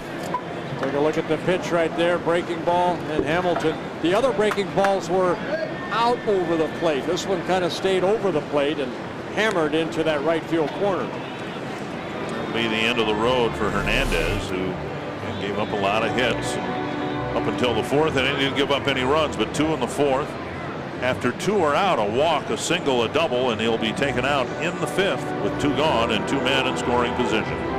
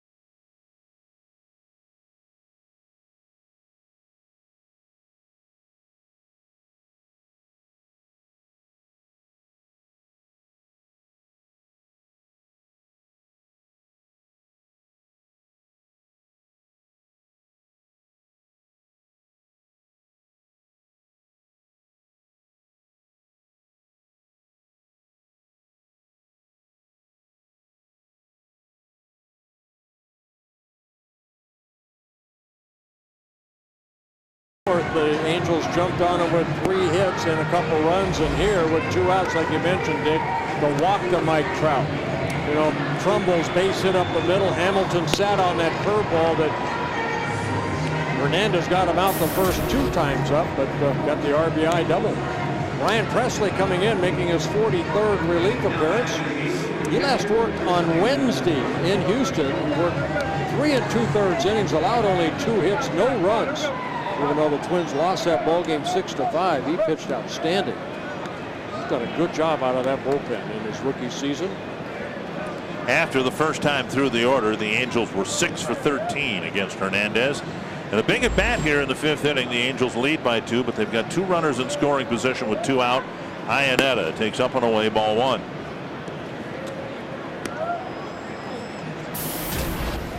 Iannetta with a single and a run scored his last time up.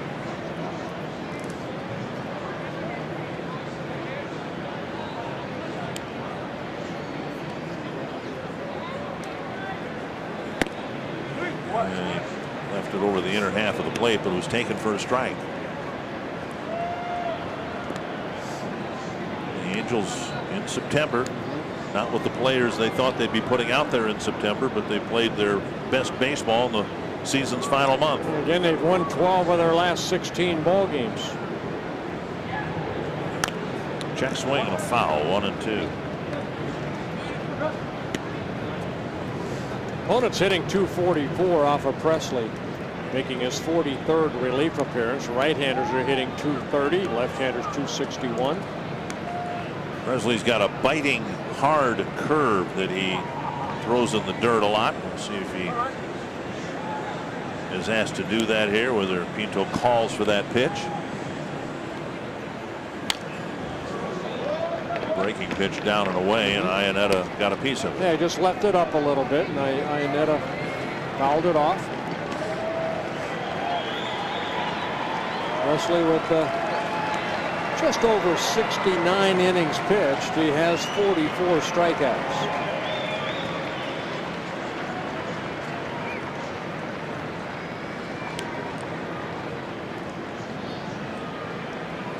There's a check swing, strike 3. Pinto steps into fair territory to complete the strikeout. Presley gets his man. The Angels add 1 more after a 2 out. The walk does some damage.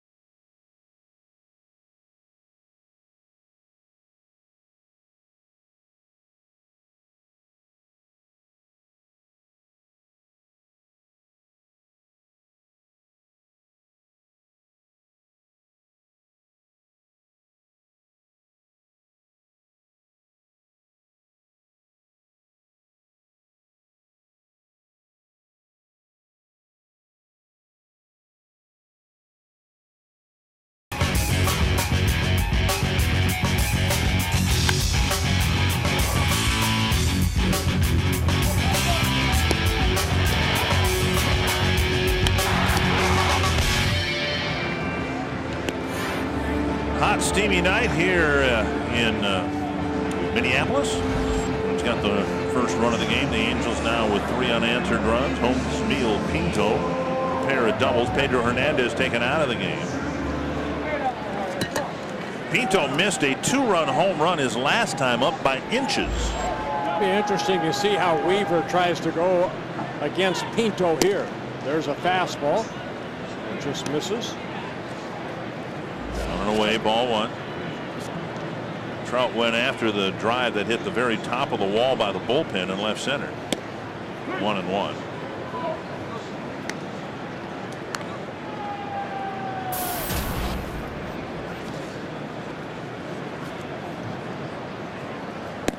Now inside, 2-1.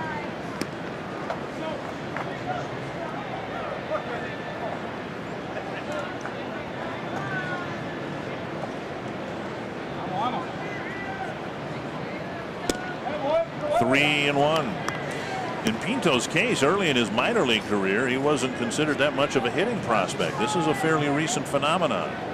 He's figured things out at high A, double A, triple A, and so far here in the bigs.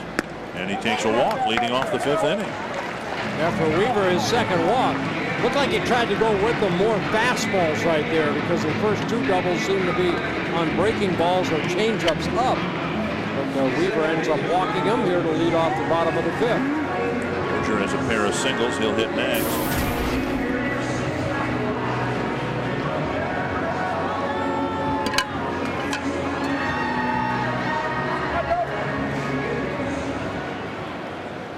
Twins didn't score last inning after a leadoff double. See if they can take advantage of the leadoff walk. Dozier takes down and away, ball 1.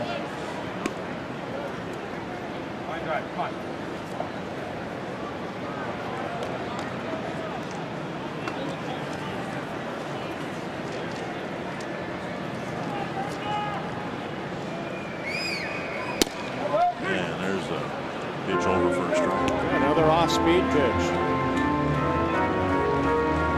63 pitches for Weaver.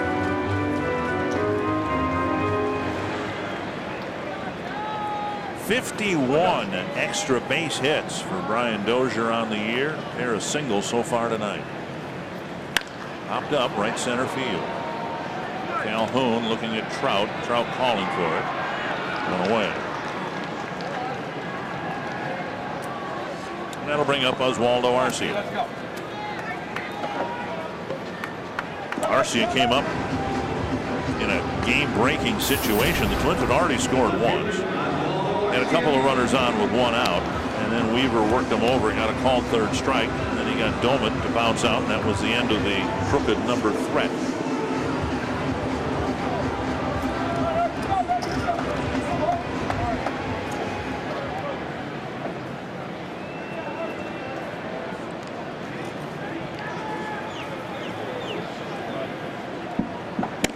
Swing and a miss. Arcia has not homered since August 10th. In Chicago. And if he can hit one here, the game would be tied, and at least for the time being, all would be right with the world. Yeah, Weaver has given up 16 home runs. 9 of them in his last 7 starts. So you're going to foul 2 strikes.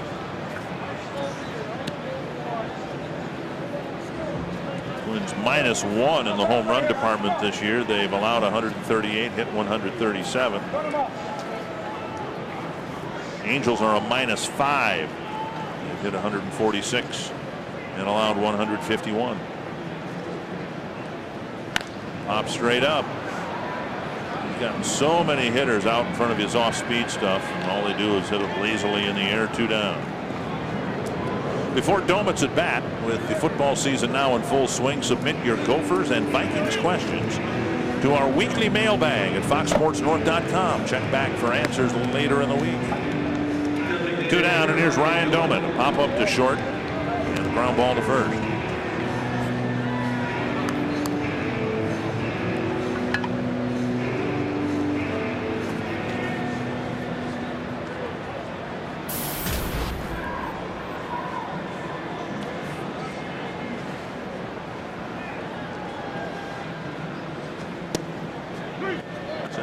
Miles per hour, floating over at the knees. Yeah, I think we've seen a high as 87 from Weaver, so he just changed his speed so well.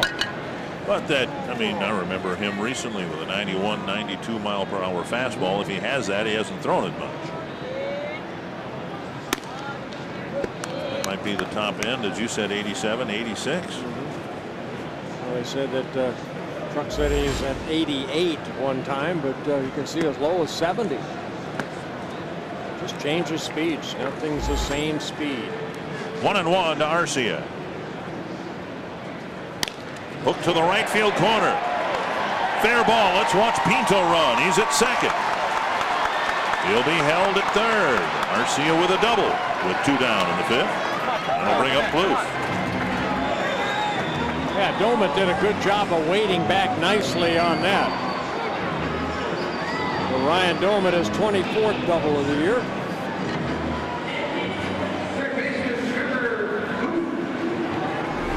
hooking this ball into the corner. See him already stretched out, but reaches out and pulls that ball down that right field line.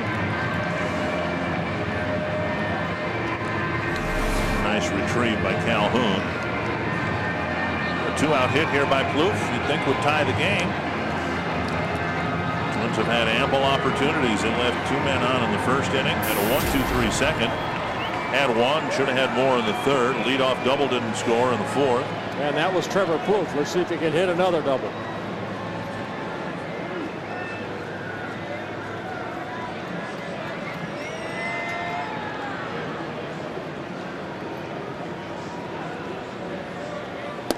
Off the plate. 80-mile-per-hour breaking pitch. Angels bunched 3 hits together to score a couple of runs back in the 4th inning. Fastball that is called a strike, 1-1.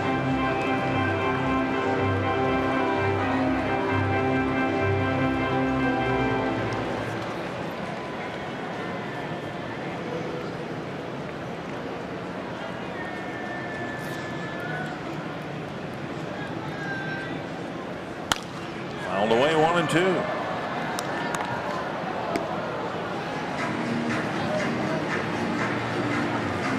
Weaver has struck out 1 in every inning up until the 5th inning here. And he's ahead of Plouffe 1-2. And he's picked some really good spots to get his strikeouts. Let's see if he goes inside or does he, go take a change up down and away. Off the plate, 2-2. Tried the fastball away. Blocked at 89. Finding a little extra on that last pitch.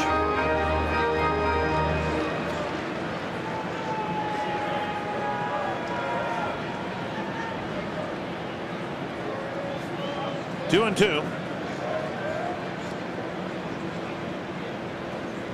To center field. Down for a hit. Pinto scores. They're going to wave. Doman around. Throw to the plate. Not in time. And Plouffe delivers the game-tying hit.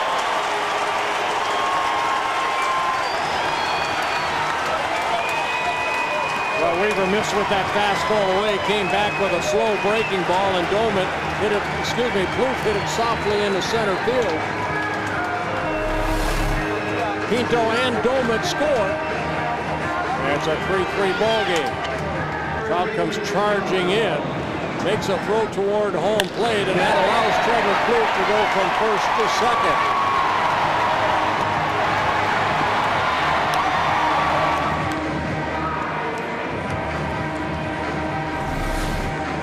75 pitches for Weaver, and the Twins finally get a big 2-out hit to tie it up. That'll bring up Colabello.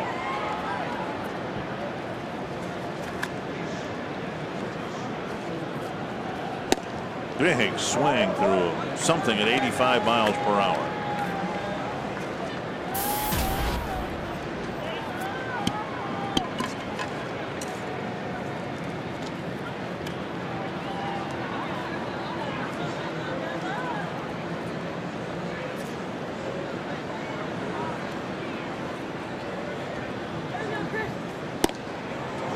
Something at 87 miles per hour, same result.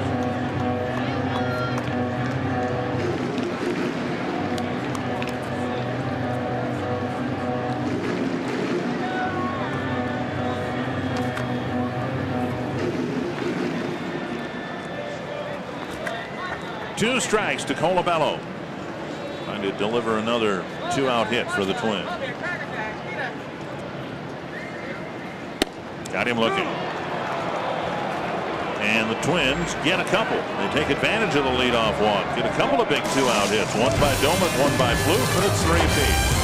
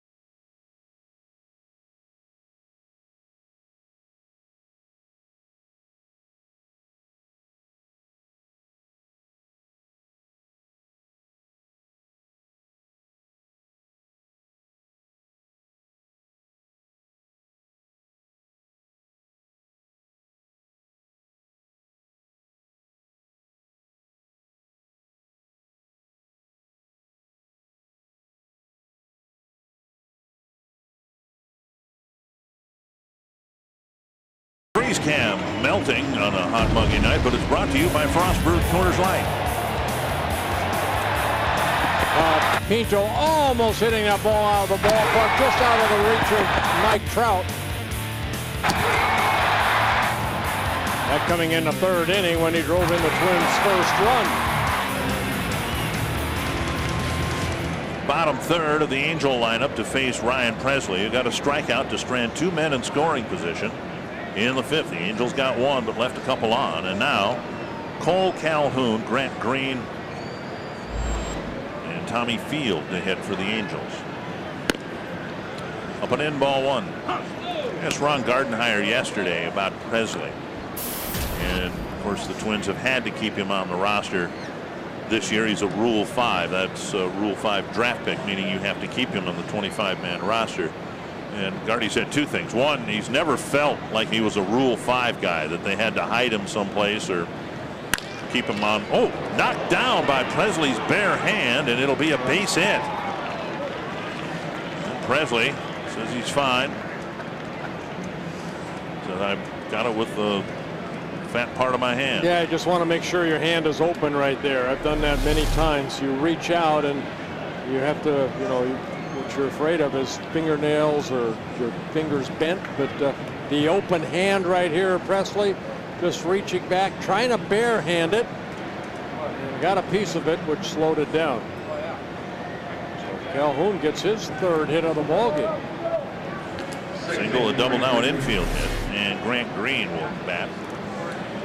Anyway, Ron Gardenhire said he's never really felt like Pressly was on the team based on anything other than merit. He's pitched well enough off the handle of the bat to the screen. Take that. But beyond that, next year, Ron still envisions Pressly pitching out of the bullpen. He says, now you never say never. Pressly was a starter in the minor leagues, but they like his power arm out of the bullpen and project him at least into next year as being a relief pitcher again. Well, out of the Boston organization is where the Twins got Ryan Pressly. In the minor leagues, 82 starts, 109 appearances, but I think what somebody saw was when he became a reliever. Saw the power arm. 1-1 to Green. To center and hit pretty well. Pressly back. Makes the catch on the track. Reaching second and now retreating is Calhoun, 1 away. Tommy Field will hit next in our Sanford Health injury report. Pujols certainly done for the year, and while you said Kendrick hopes to come back, I think the Angels would be surprised if he came back. There's really no incentive to, especially when you're dealing with a knee, to try to. Hey, hyperextended that knee. Again, I spoke to him before the ball game, and he said, yeah, he feels better. He hopes to come back, and that's up to the organization and himself. Field 0 for 2, couple of ground balls. Fastball down and in. And the 95-mile-per-hour fastball, the power fastball that we were speaking of.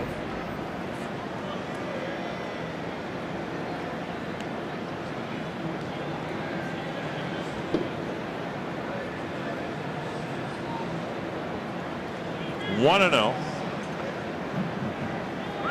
Runner goes, pitch grounded to short.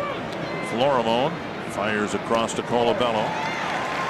The Angels put on a hit and run, but Florimon held his ground, was able to make the play. 2 down, runner at second. Yeah, on that play with a right-hander up like Field, it's more Dozier that's going to break towards second base than Florimon, and you're right, he held the ground and got the second out. But on the play, Calhoun does move into scoring position.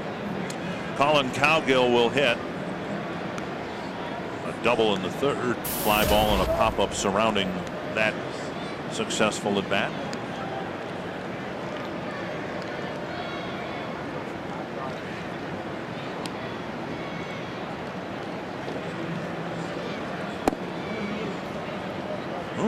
Bunt attempt with 2 outs and a runner at second. Well, Plouffe was playing back. Now Trevor kind of looking in and saying, okay, what do you want me to do? And he's heading back. 1-0.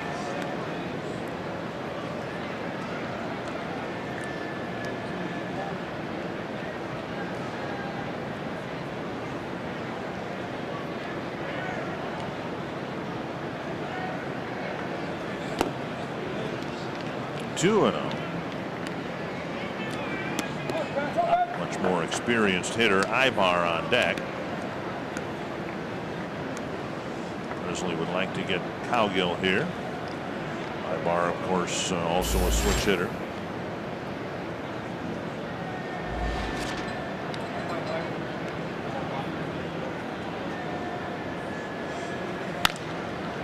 Two and one.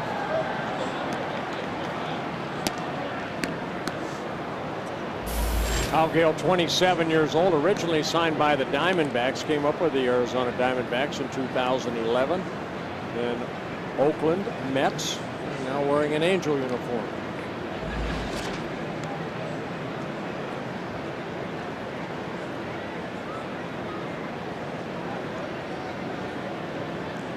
Two and one to Collin Cowgill. Ooh, on the elbow. As Diaz saying, no, you're not going to first. Here comes Mike Scioscia. The ball reacted like it hit the bat, but it may have hit Cowgill before it hit the bat. Laz Diaz is not going to allow Cowgill to go to first. They must be saying that it hit the bat or the knob of the bat.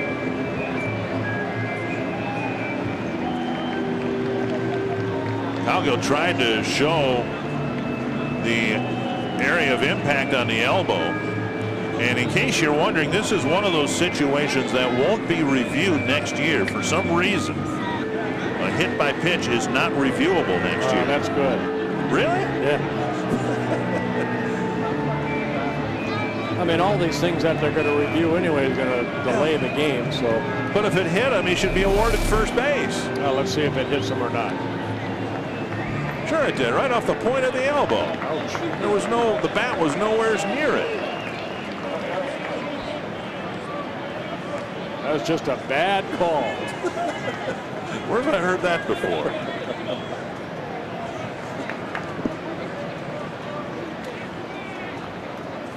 And he rolled his, sleeve up to try to show the point of the impact. 2-2. And now bouncer to third. Plouffe has it, waits for the traffic to clear in front of him. Colabello digs out a low throw. And it's a scoreless top of the sixth.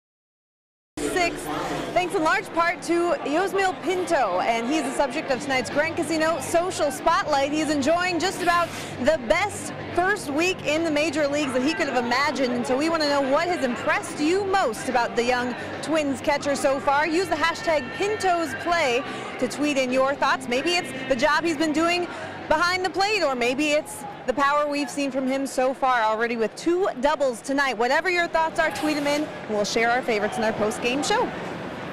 Well, thank you, Jamie. Chris Parmalee lifting one to right field, harmlessly toward Calhoun, and a quick first out here in the bottom of the 6th.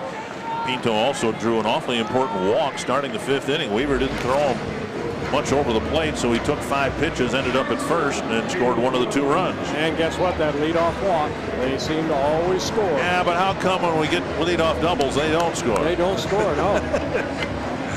One down in the 6th. Here's Florimon. A bunt single and a strikeout in a key spot. Strike 1.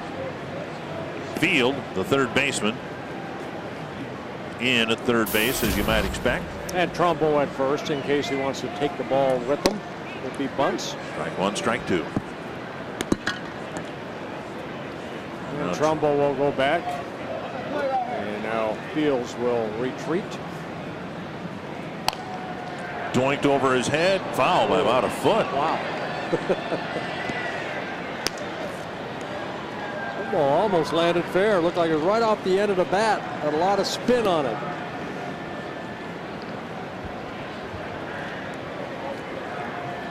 Weaver's thrown so many pitches in the 70s that all of a sudden here comes that 85, 86 and kind of freezes you. Line drive, base hit for Florimon. So a pair of hits against Weaver, a full swing and a liner to right with 1 down in the 6th. Yeah, another breaking ball that just kind of stayed on the same plane, and Florimon lined it into right. Video game that puts you in the owner's suite, now available free on iPhone and iPad. You can build your ballpark, make the decisions to guide your team to the World Series. Download MLB Ballpark Empire free today. Data and usage rates may apply. Here's Presley. He's due for a hit. He hasn't had many 0 for 3s as a Twin. Florimon checked at first. The Twins have 9 hits against Jarrett Weaver. That's the most hits he's given up in a ball game this year. Not much speed on this Twins team, and they have the extent of it in the lineup in play here in this at bat. You got Florimon at first and Presley at the plate. Dozier can run a little bit. Yeah, Dozier stole a base off of Weaver in the 3rd inning.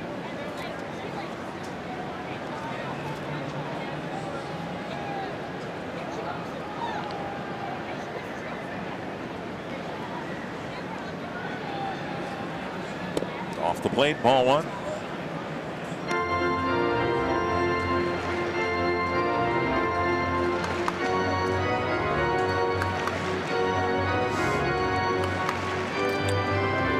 Twins hitting well in the month of September. As a ball club hitting .290. Hope to continue that as the season winds down. Florimon goes, and he's in with a steal.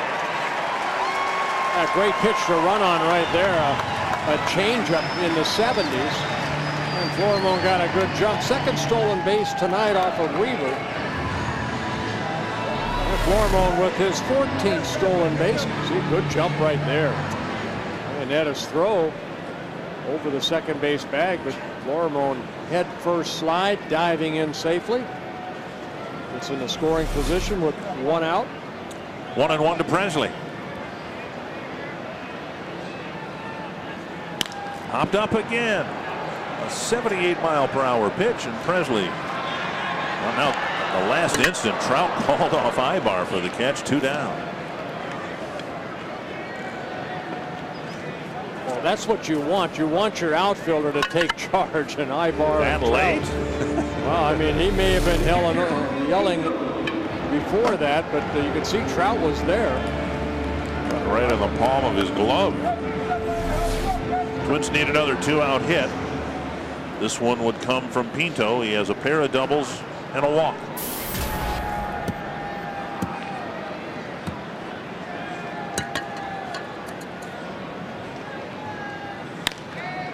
right field corner. Fairly deep, chased by Calhoun, but it's a couple rows back.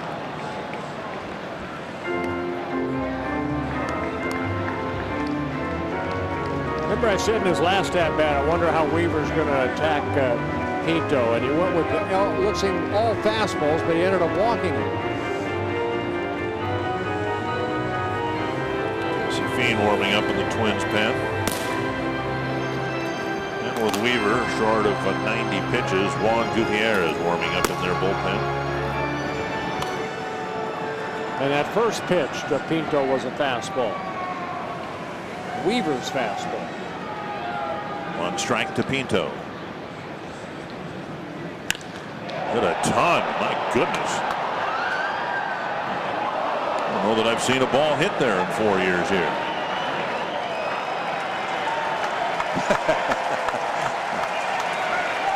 It was foul by about 50 feet, but the fans still enjoyed it.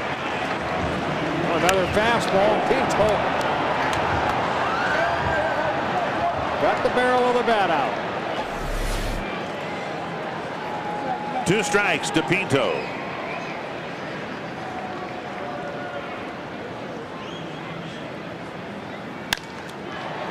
Lifted to right at Calhoun. That ends the threat. Florimon left at second. Through 6, we're tied at 3.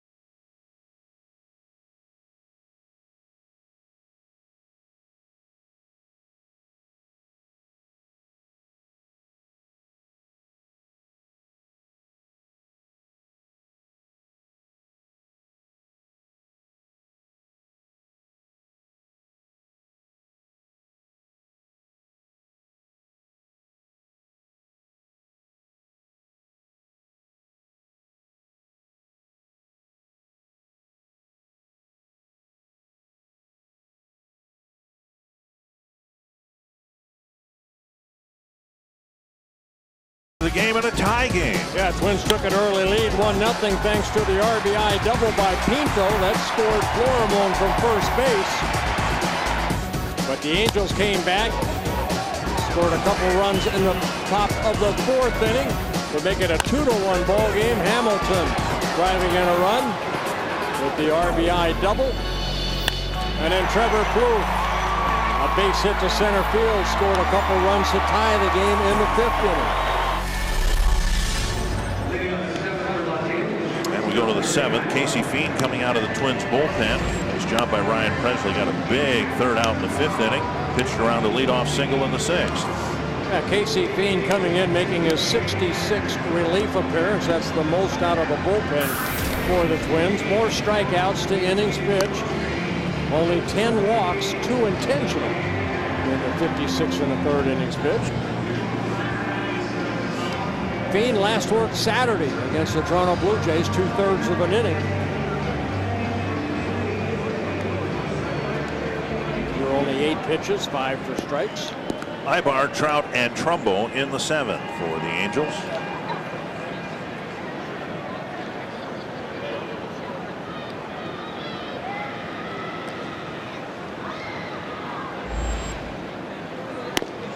Fastball on the outside corner with Ibar showing bunt.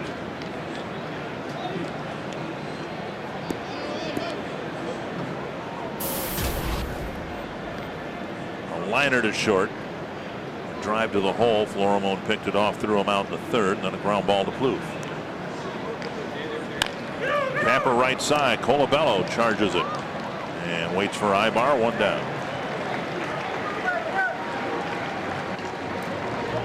1 away. That'll bring up Trout.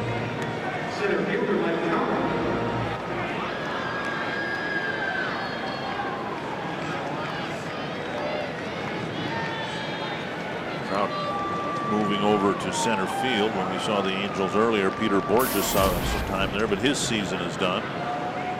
Right wrist issue that's going to put him on the shelf for the rest of the year. And require surgery.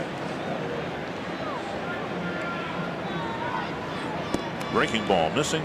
Ball 1.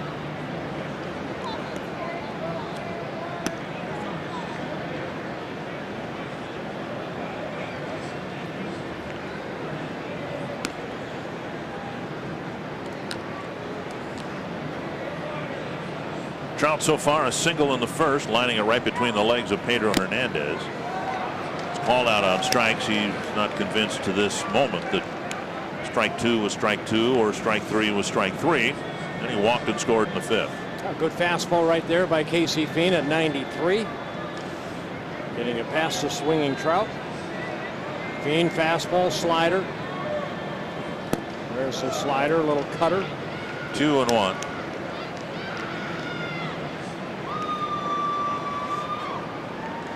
Fien's done a great job this year out of the bullpen.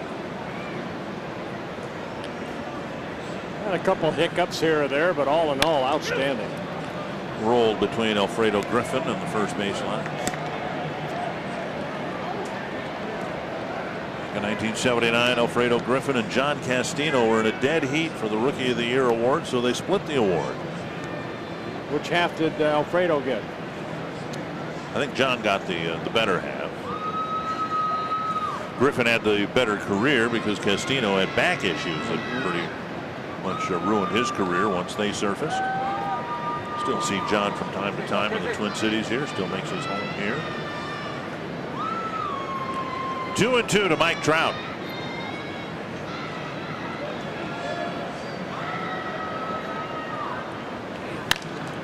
Fouled away. Fastball at 95.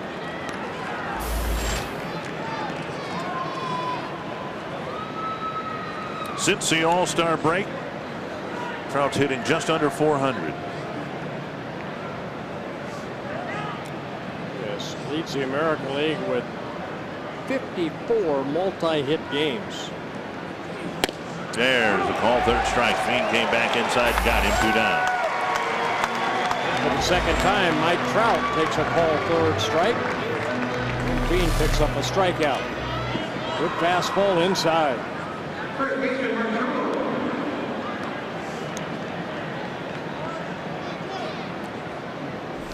2 down, and that'll bring up Trumbo. Trumbo with a line out and 2 singles. Strike 1.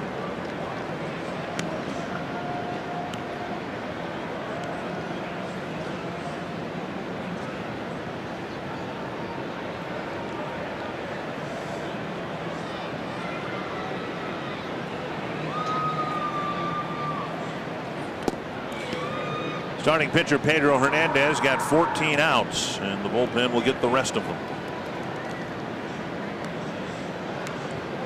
When you say Casey Fien's stock went up dramatically this year the way that he has pitched. Brian Duensing loosening up. To the point where when Burton struggled a little bit, Fien kind of inherited that critical 8th inning role. Foul back. 1-2. He's a guy you can watch. He does not fool around on that mound at all. Rubs up that ball, gets the dirt off the cleats, steps back into that pitching rubber.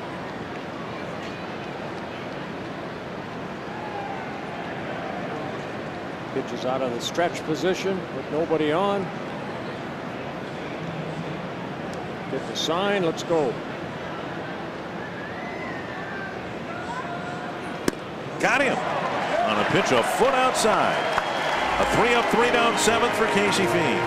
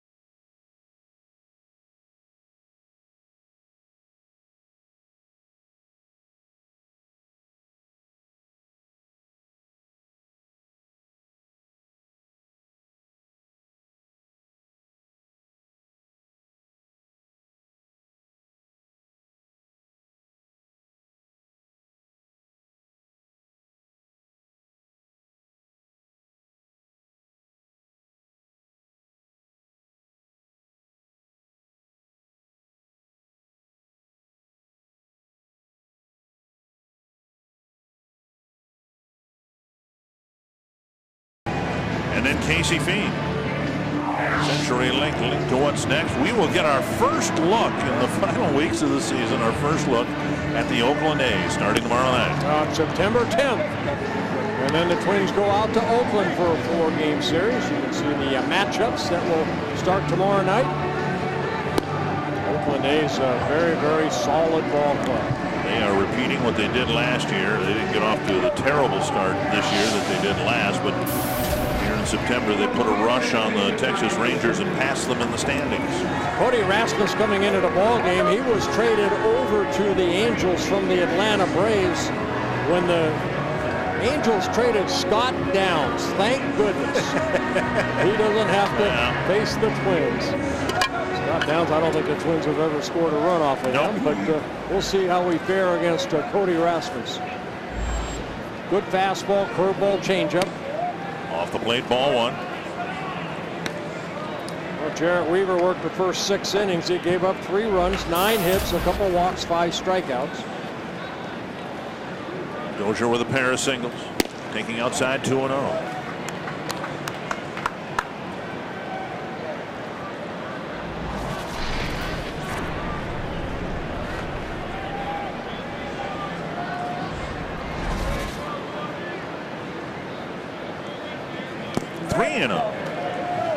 First thing you look at, and I was going to mention it with Casey Feen when he was still out there on the mound.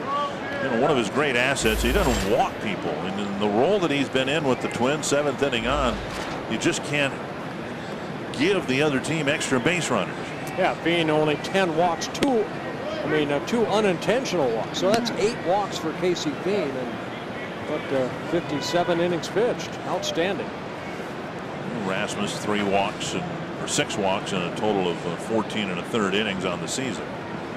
And he came up and in, and he issued a leadoff walk to Dozier. Let's head to Los Angeles now for a Fox Sports 1 game break.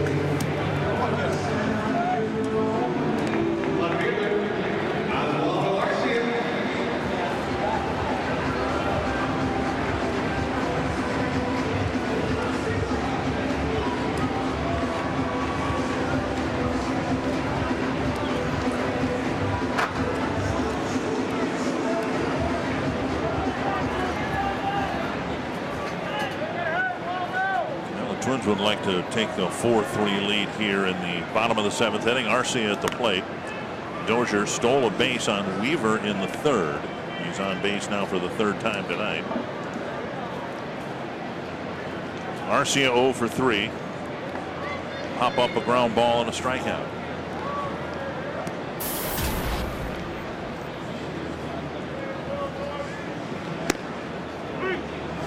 Speed pitch right there.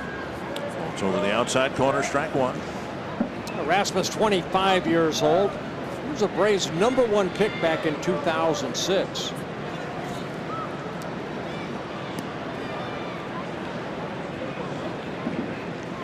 Swing and a miss. 0-2. Another off-speed pitch.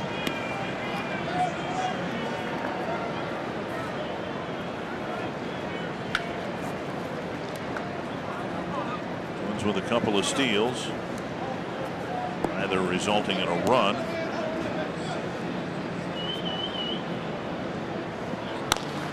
Roller to the right side, and they throw it into left field. Dozier will try to advance to 3rd. Arcia going to 2nd. Green fired a sinker to Ibar, and the Twins catch a break on a big error in the 7th. Yeah, a mistake right there by Green. I think he's got to make sure he gets 1 out, and he threw the ball low to Ibar. No chance for Ibar. When Dozier hustling down that line, you see him leap over the ball, the throw. You see short hopping Ibar, and then Dozier scoots over to 3rd. So a big error. Let's see if the Twins can take advantage of it. Green making his 4th error. Angels making their 99th error. And here comes Mike Butcher. Twins have made just 65 errors.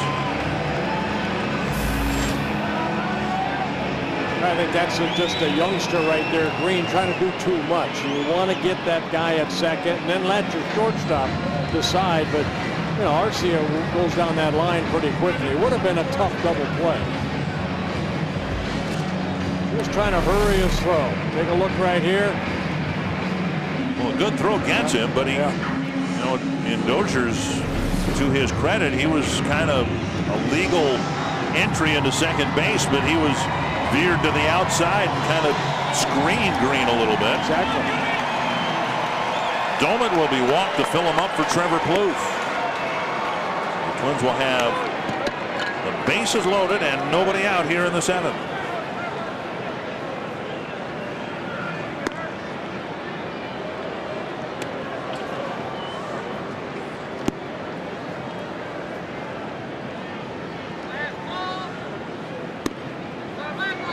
Doman delivered a 2-run single in the fifth.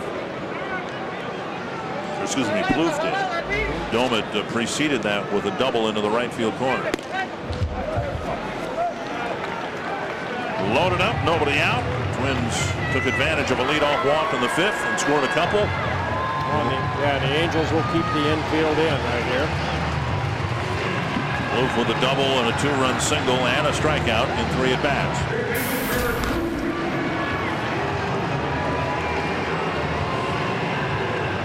Numbers average above 250 now because of a good run over the last couple of weeks and a big at-bat here.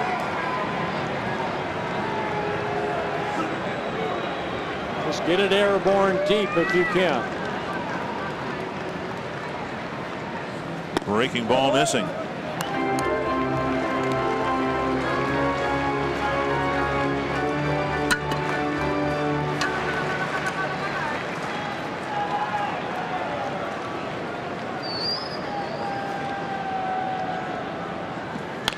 Foul back, 1-1.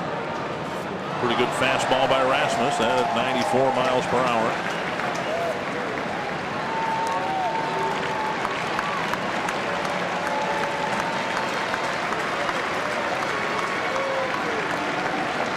One and one to the Twins' third baseman. Up and in, 2-1.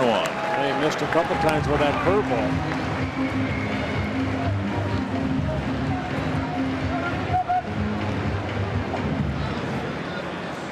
You almost have to sit fastball away right here. 2-1 to Plouffe. Breaking ball, swing and a miss, 2-2. Pitch by Rasmus right there. Fastball situation. He threw the breaking ball over, got it over.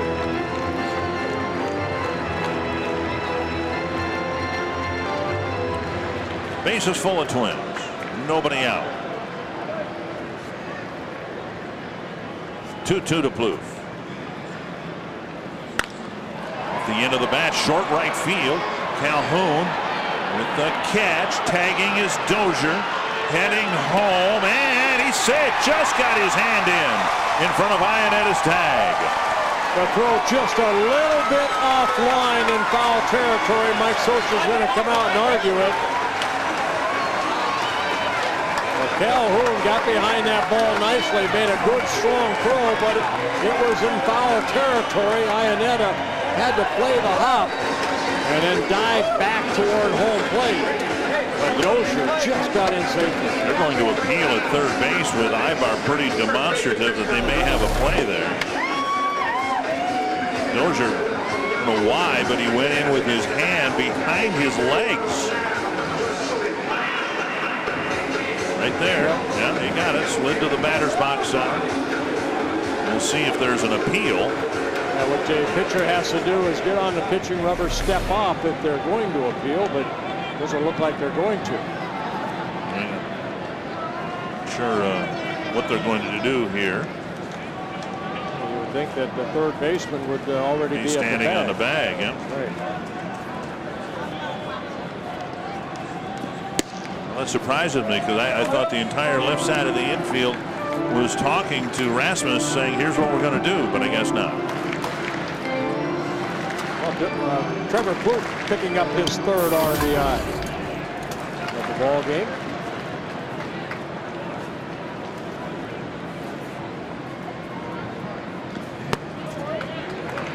Two 2-0 to Colabello.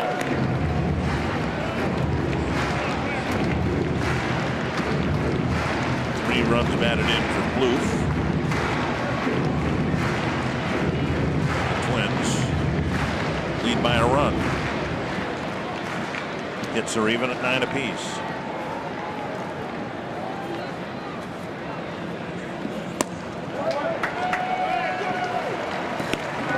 Fellow 0 for 3, and now he's up there with a 3-0 count.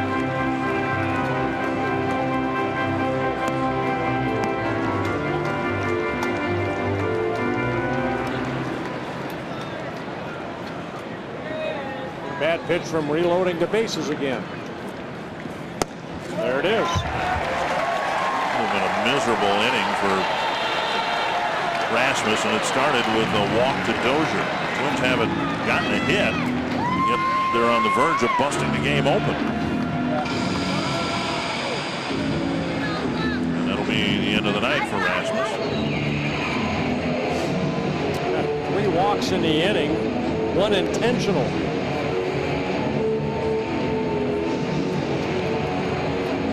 Pitching change.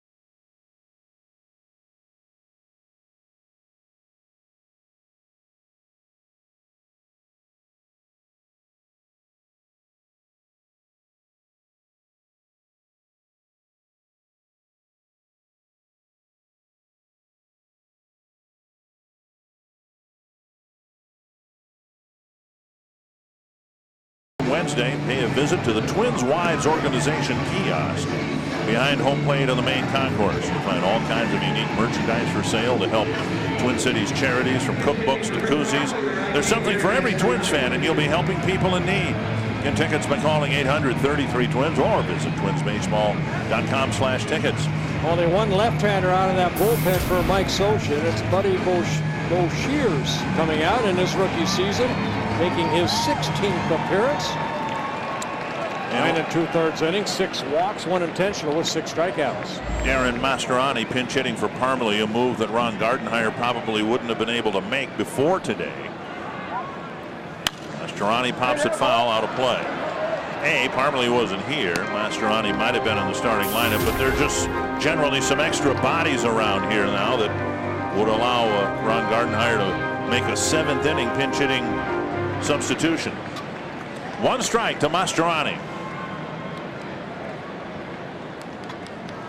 Chance to bust the game open. The Twins already lead by a run.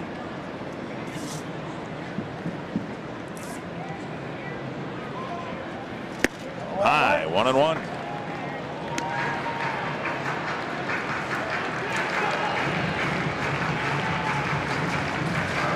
Scouting report on Boshears, 25 years old, with a fastball and a curveball.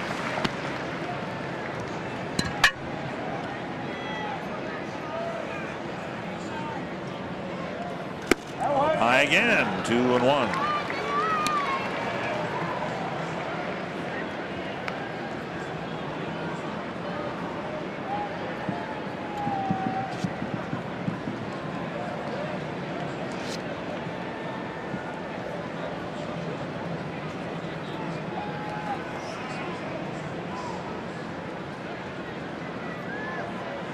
No.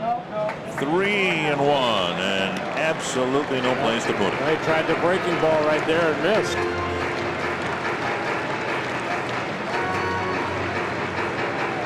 Florimon would hit next.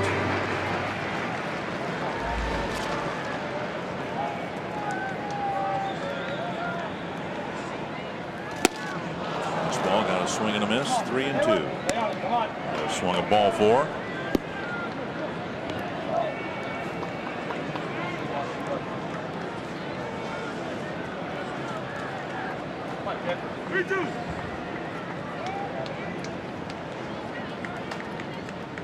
Full count to Mastroeni. Foul back.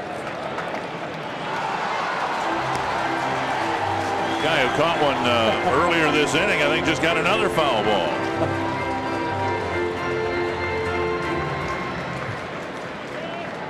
He's holding up 3 fingers to the press box. He's got 3 of them tonight. Pretty nice place to sit. Another 3-2 to Mastroeni. Fouled off a breaking pitch. Mastroeni spent most of the year hurt or rehabbing his first pinch hitting appearance of the year.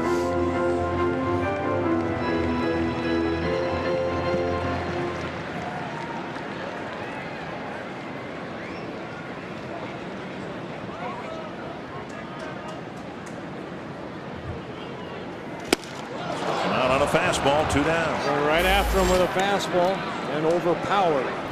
Mastroeni. Bo Shears comes in, gets a big out. Florimon has a bunt single and a line drive single to right. He'll hit here from the right side of the plate.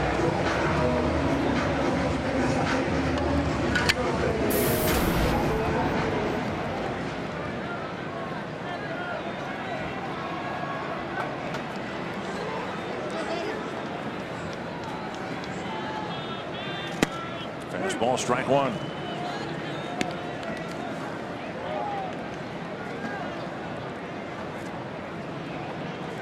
Have left 8 men on. The Angels have left 7 on.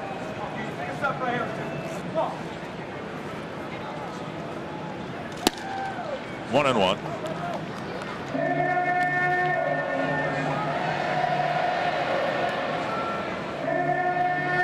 Talking earlier about a conversation Ron Gardenhire revealed with Mike Scioscia when the Twins were in Anaheim about the teams they used to have. 1-1 to Florimon. Chop foul off his foot. Trying to step that off. One of the things the Angels used to have, they have not had for quite some time, and that is an effective, reliable bullpen. It used to be the Angels would get decent enough starting pitching, then they would turn it over to, well, years ago, the likes of Troy Percival, Shields, guys like that. That's why I think over the years I'm a little surprised that they went out and got Albert Pujols and then added Hamilton to where really that's what they needed to improve was their bullpen. Right. 1-2 to Florimon.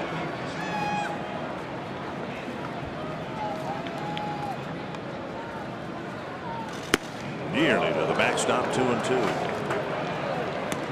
And that is a large reason why the Angels will be, for the 4th year in a row, watching the playoffs rather than playing in them.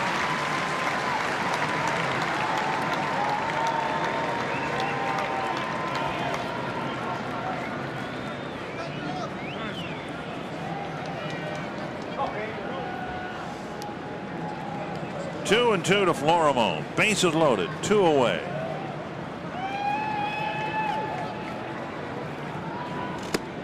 Not even close. Yeah, such a competitive market in that LA area. And what the Dodgers went out and spent. I think Artie Moreno, the owner for the Angels, felt he needed to go out and kind of match something, and they ended up signing Hamilton to a big contract. Full count. Bases full, 2 away. Ball 4. Florimon takes a lead off, or a 2-out bases loaded walk. And Florimon says, I will take that RBI, his 40th of the year. And the Twins are up by a couple. Now Presley will hit. want to take advantage of that extra out that the Twins were given here in the 7th inning. Mike Butcher out there for his 2nd visit this inning. Presley has been particularly good in a Twins uniform hitting left-handed pitching. 6 for 13.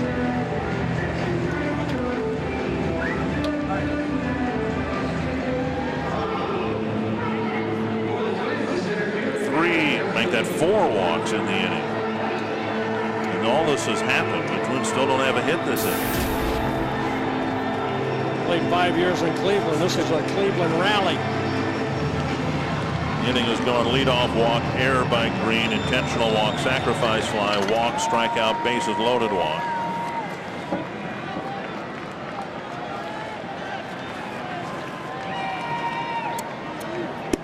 Fastball, strike 1.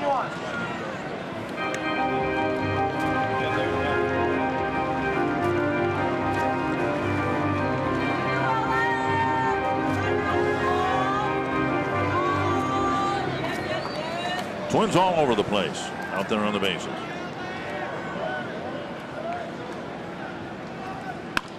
To short center. Trout coming in. That ends it without a hit. The Twins not only score 2, but leave 3.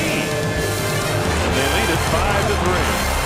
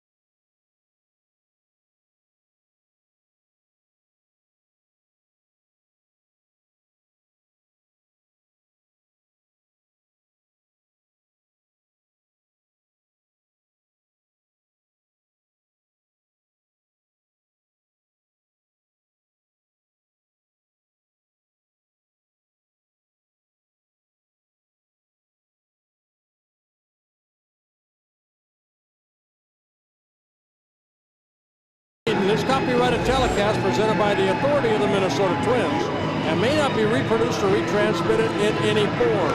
And the accounts and descriptions of this game may not be disseminated without the express written consent of the Minnesota Twins, LLC. Young boys know their words of this song.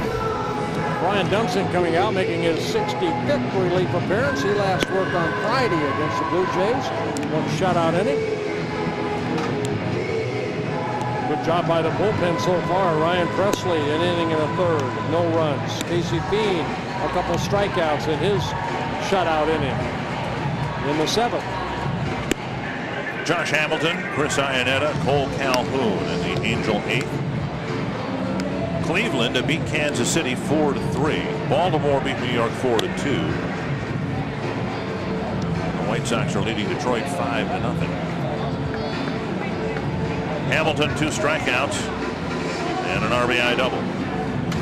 Yeah, that double, he jumped on that first pitch that Hernandez threw, the last batter that Pedro Hernandez faced in the 5th inning. With that double down that right field corner.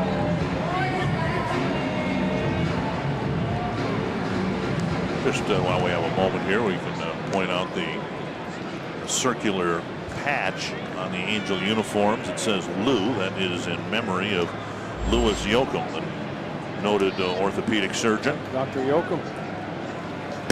He did my, he helped Dr. Job do my elbow, and he also did my shoulder. Dr. Yoakum was missed. He was a great man. 1-0 to Hamilton. Twins leading by a pair. That blasted to left center field. And a ground rule double for Hamilton. I don't know if you remember in the first inning or second inning, actually talking about Hamilton, they say, you know, he's really not hitting a lot of balls down in the zone, but you leave a pitch up and he can drive it the other way. Exactly what he did right here from the pitch from Brian Duensing. A pitch left up. He just drove that ball the other way. His second double of the ball game, is 30th of the year.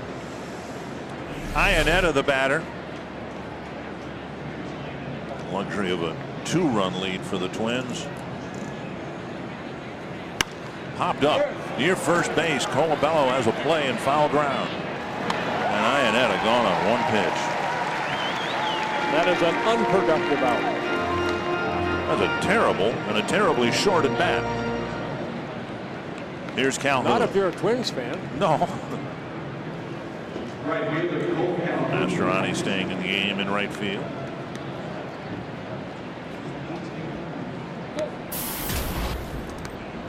Now Calhoun has already got 3 hits tonight. Single, an RBI double, and another single.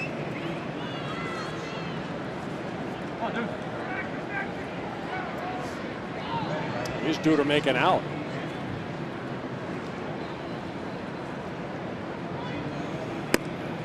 High and tight.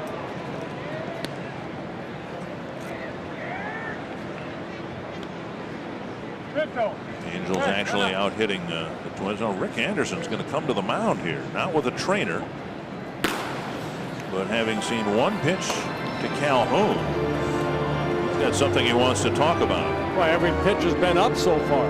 Even the 1-2 Iannetta was a pitch up that he fouled off. So Anderson maybe just coming out, maybe rushing a little bit, keep that shoulder in, drive that ball down toward the zone. Just a little reminders, refocus.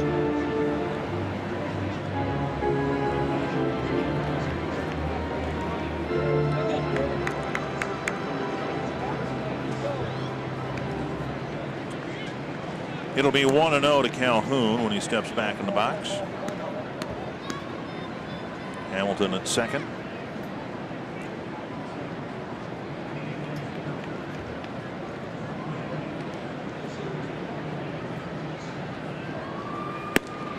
High again.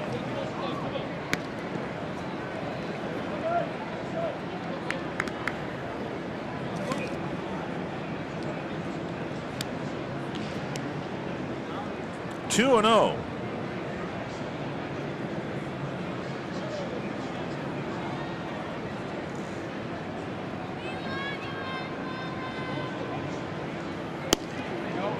Down but missed wide. 3-0. Green on deck. Opponent's hitting 278 off of Brian Duensing. Left-handers actually hitting better, hitting 291. Right-handers 265.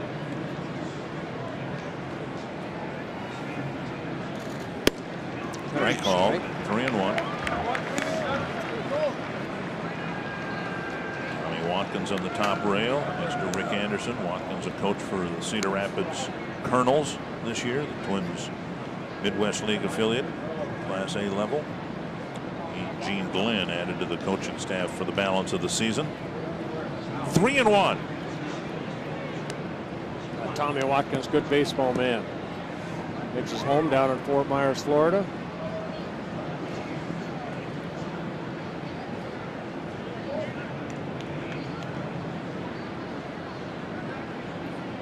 Three and 1 to Calhoun. 3-2. Good fastball there at 92.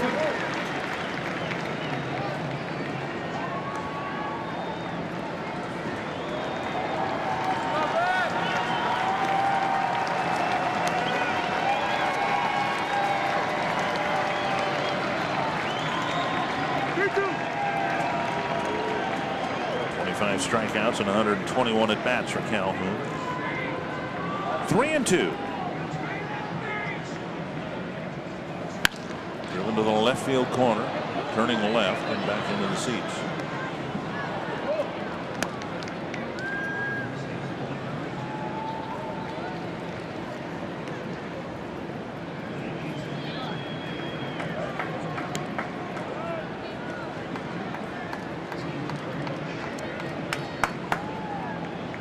Nine pitches for Dunsing, 5 strikes. One of them driven to the gap in left center off the bat of Hamilton.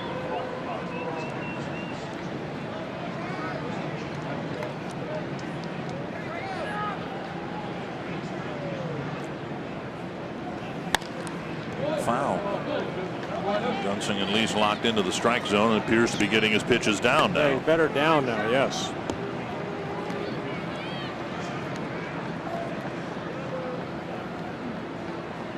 All right, look what I have. If it's possible to hold memories when you're that age for the rest of your life, I think that young man will remember that.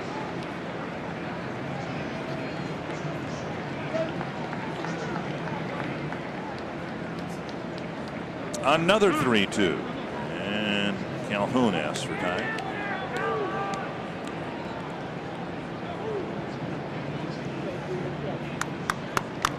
Don't want to make a mistake middle in here. You want to go a strike right here, down and away.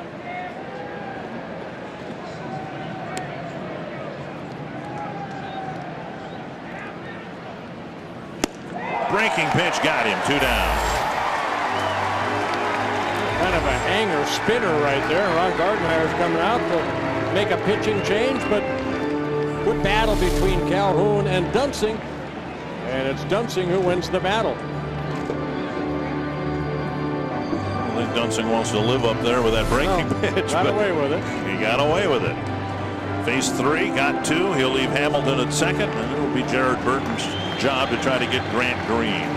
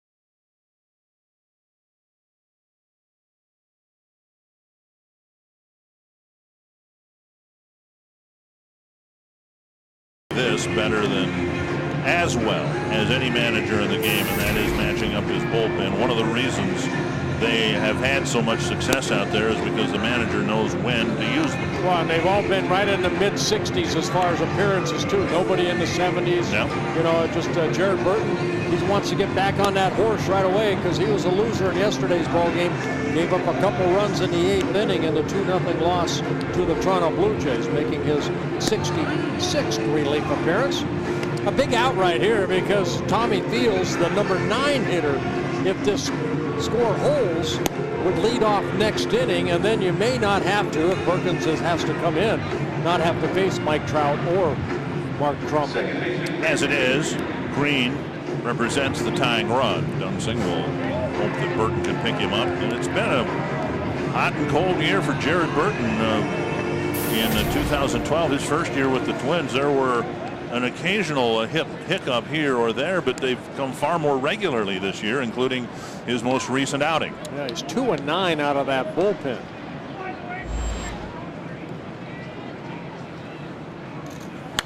First pitch fouled back.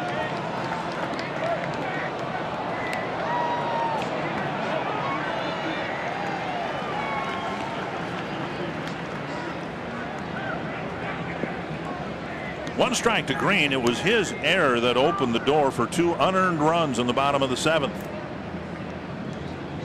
Twins got a couple of runs without getting a hit. 1 strike. Strike 2. That's a changeup right there, but up in the zone gets a called second strike.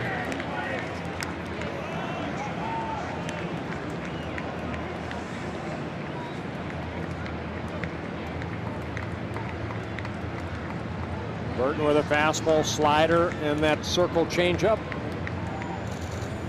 Got him. Hamilton leads off the inning with a double. He's left there, and the lead remains 2.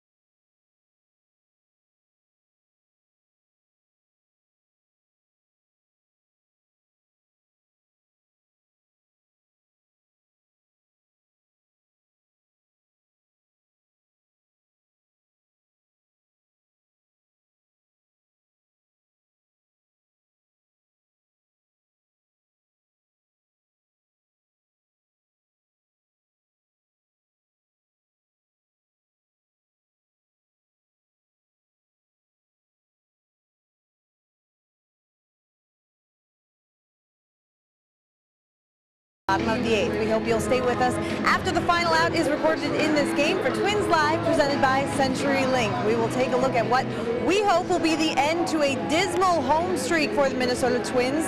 Their losing streak, the longest at Target Field. It reached 10 games yesterday, but that streak hopefully coming to an end here in just a few outs. We'll also take a look at Trevor Plouffe and his solid play both at the plate and in the field tonight. And of course, we'll head to the manager's office and hear from Ron Gardenhire after the game. Thank you, Jamie. Yeah, it's not just the longest streak at Target Field, it's the longest home losing streak in Twins history. Yeah. And hopefully they can end it. Juan Gutierrez coming into the ball game.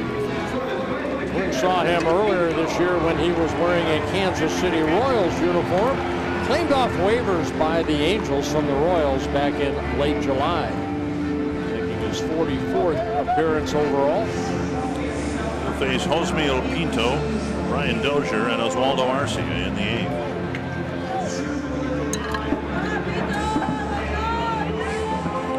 Pinto with a good night. A couple of doubles. Key leadoff walk that led to a couple of runs in the 5th, and a fly ball to right in the 6th. Come on, let's go. Bat on.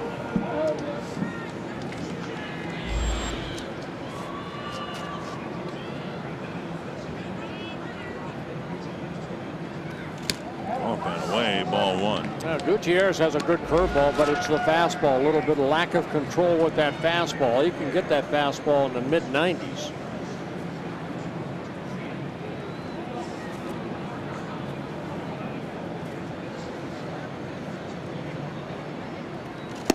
Having a player who began the year at AA, climb to AAA, get to the big leagues, and get up here and hit over 500, that in and of itself is a sight for sore eyes for a lot of people around here. But hidden amongst all the numbers for Pinto so far Drive to right. He may have hit it too hard. That ball's over the head of Calhoun. And Pinto will go to second with what should be another double. That ball absolutely streaked over the head of Calhoun. Well, remember earlier we were talking about the height of Calhoun. Maybe he thought he was a little bit taller, because this ball was hit on a line drive. You could have hung your clothes on this line drive. Look at this right here. Another good swing by Pinto. Kicks that ball the other way. Saw where that ball hit the bat, right on the barrel. Calhoun thought he could leap and get it, but he could not. Third double of the ball game for Pinto. And Dozier will bat.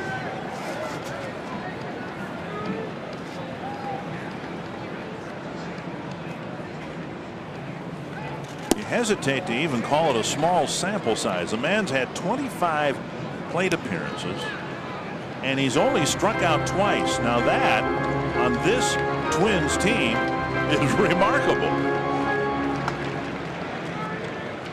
That saves off to a pretty good start. Yes.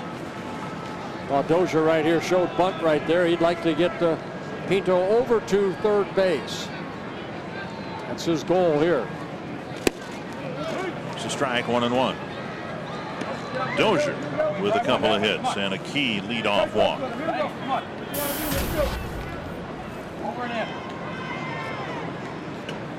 Might have heard in the background, I think, Tom Bernansky saying, all right, come on, let's go over and in, meaning Dozier's job at least to get him over. Hey, get a base hit to right and drive him in.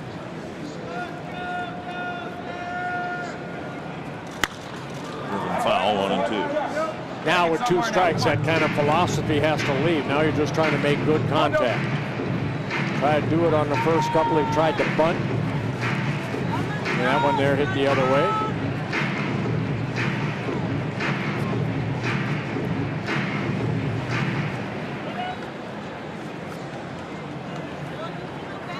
Want to make contact here. No strikeout.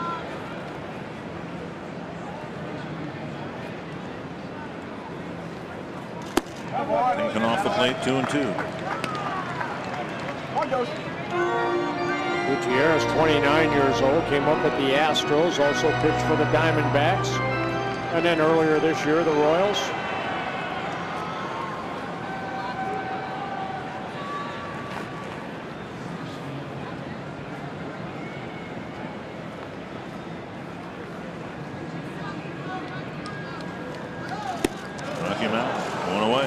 That curveball. I mentioned the good curveball, but the control problems with the fastball, but he got ahead and struck him out with that curveball. Fox Sports is proud to team with Feeding America, a nationwide network of food banks that helps feed more than 37 million people in America each year through pantries, soup kitchens, and shelters. Visit feedingamerica.org/Fox Sports to learn how you can fight hunger in your community. Together, we're Feeding America. Arcia 0 for 4. Reached on an air. He hit the ground ball to Green. That led to the door-opening play in the 2-run 7th. Check swing, taken for a strike. Boy, remember he hit that ball to Trumbo and made a great play in the first inning.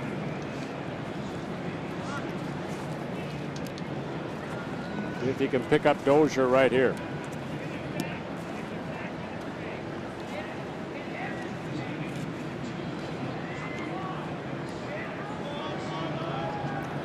Foul back, 2 strikes. The play was on right there. If Arcia had fouling that ball off or not made contact, Ibar was circling around second base. Pick off Pinto.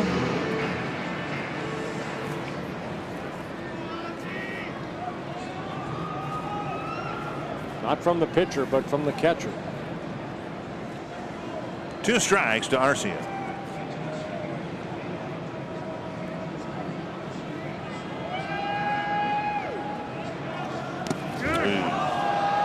Pitch down and in and 2 away. Not a good at bat for Arcia, and that'll bring up Doman. That was just an ugly swing. On a breaking ball right here. Not a good at-bat right there for Arce. Second time he struck out in the ball game. Doumit with a double in the middle of the 2-run 5th, and then he was intentionally walked in the 7th. Little did Mike Scioscia know, though, that Plouffe would lift a sacrifice fly, and then with the bases loaded later, there'd be another walk to force in another run.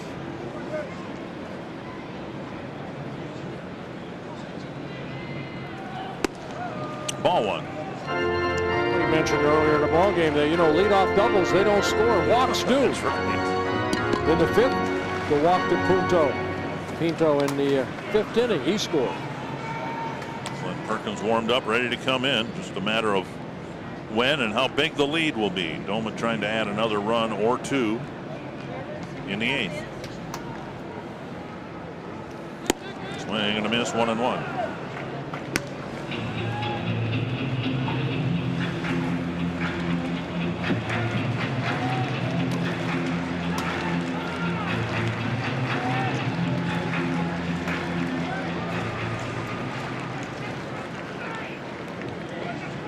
One and one to the Twins' designated hitter.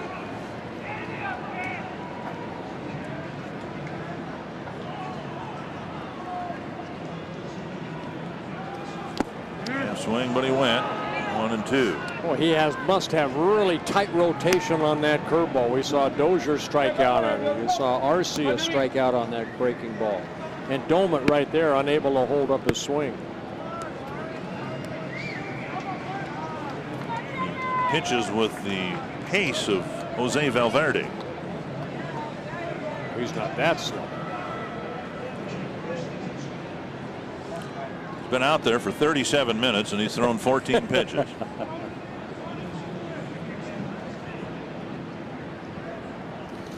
Hey, watch out. 95 across the letters.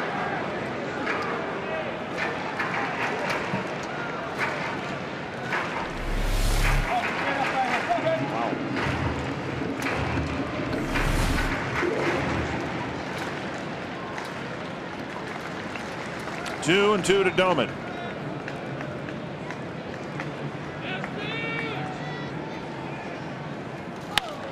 To the right side and through for a hit.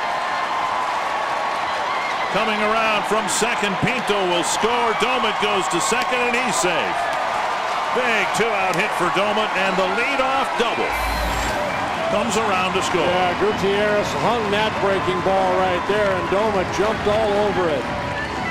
Doumit's second hit of the ball game, driving in his 51st run. And a nice insurance run for Perkins. See, the breaking ball stayed up right there. And with 2 outs, Pinto getting a good jump. Outgill coming in to making the throw. And again, the Twins able to advance from first to second. Doumit comes out. A couple of big hits for Ryan tonight. A double in the 5th. Now an RBI single in the 8th. That's a nice pick-me-up right there. Trevor Plouffe will hit. Busted his bat, a roller to second. Green has it. And that ends the 8th inning. The Twins lead by 3 as we go to the 9th inning.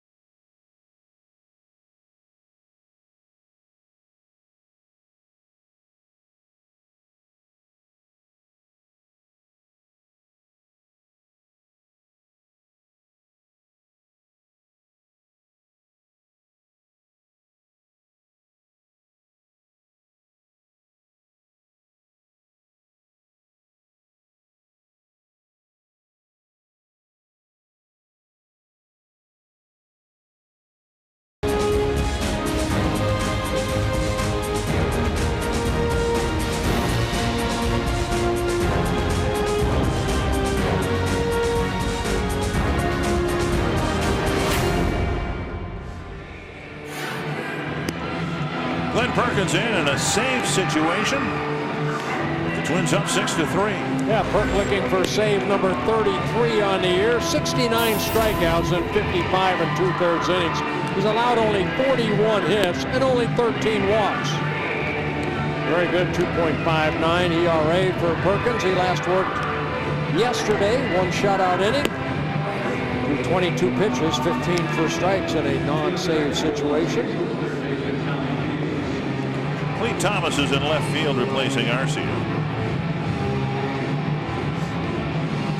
And that is it in terms of substitutions.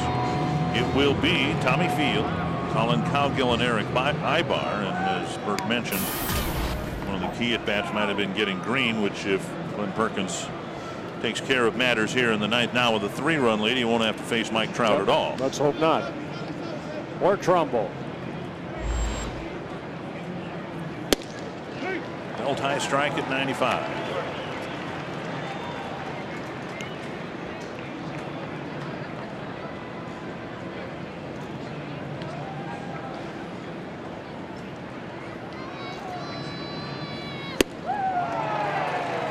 A little bit higher, gets a swing and a miss. 0-2.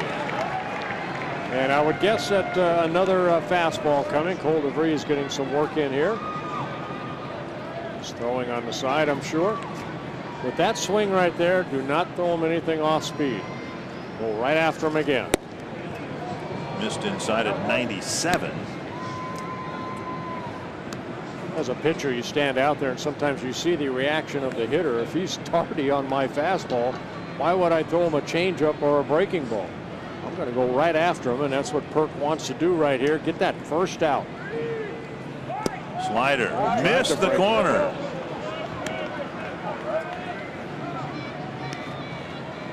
I think he thought he had the corner there. Nope, missed inside. I don't know how, if you're a hitter, you lay off that pitch, but he did. And now fouled away. Back to a 95-mile-per-hour fastball.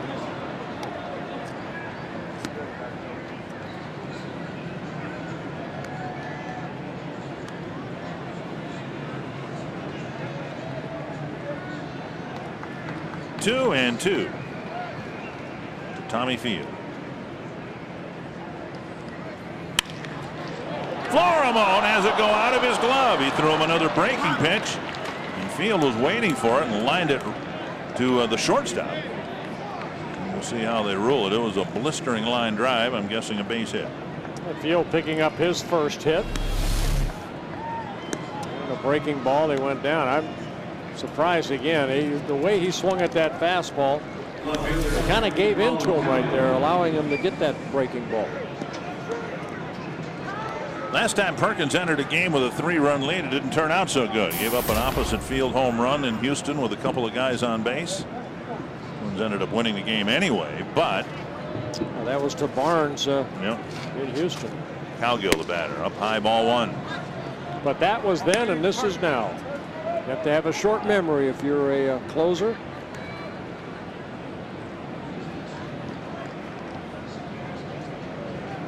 One and 0 to Cowgill, a double in 4 trips.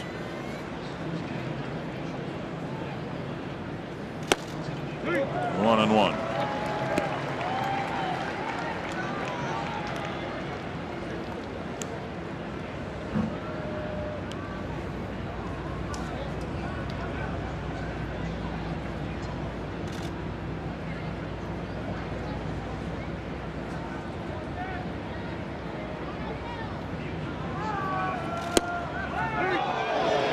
To a 95-mile-per-hour fastball and a called strike 2. Good location down in the strike zone.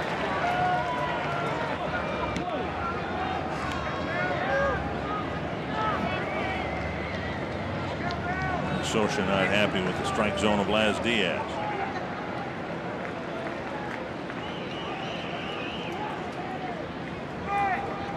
One and two. Pinto has it come out of the glove, but it flops down at his feet. 2 and 2.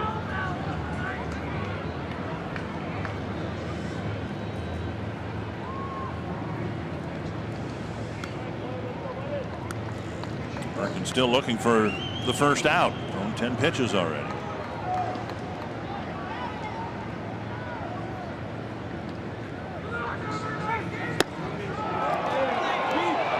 Three and two. Some squawking maybe from the Twins dugout about this pitch, although it looked inside. Yeah. Well, Laz Diaz has 2-2 as the count, if I heard him right. They'll get at least one. 1 and 2. Double play. Big double play right there. First double play turned into ball game, and it comes at the right time. So look on our AT&T Twitter poll tonight. We've asked you which of the Twins' September call-ups are you most intrigued to watch. Most of you saying Chris Parmelee, and I would imagine the intrigue surrounding first base and the Twins, and whether the Twins would re-sign Justin Morneau to bring him back, or whether Parmelee would be given an opportunity to win the job. 2 down. Here's Eric Aybar. Aybar hitless in the ball game. Takes strike 1.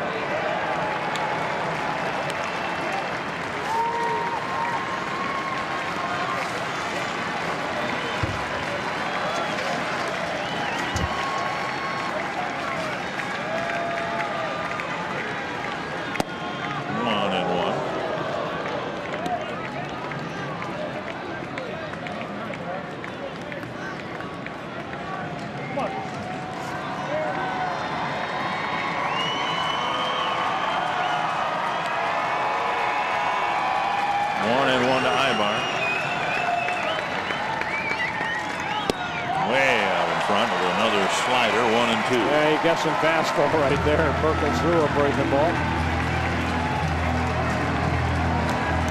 Twins trying to break a 10-game losing streak here at home. In terms of souls in the building, probably if it's done in front of the smallest crowd for a Twins game here at Target Field. 21,826. Roller up the line, foul.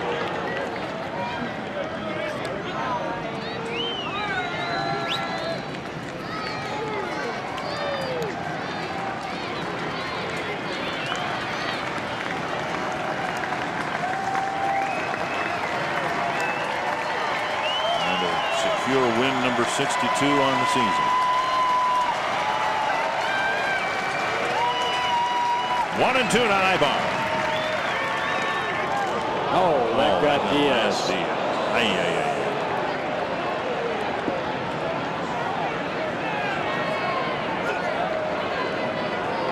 Ouch. You know, this man, he's clapping right there. Let's go. I'm okay. But you know he's hurt. Got him in the eye area. Take a look right here. Ow. Inside of the knee or the thigh, yeah. I think I got the thigh here. They wore those shin guards, but that was above the shin guard. 2 and 2 to Aybar. On the line. Game on. A double for Aybar. Great at bat. And Trout will come up. Extra run the Twins got in the bottom of the 8th inning. A big factor here because Trout, as good as he is, can't tie the game up. Double for Aybar, picking up his first hit, his 28th double of the year. A breaking ball left up, and Aybar slapping it down that left field corner. Thomas retrieves after it, gets it back in. Both hits against Perkins on the slider that he's thrown.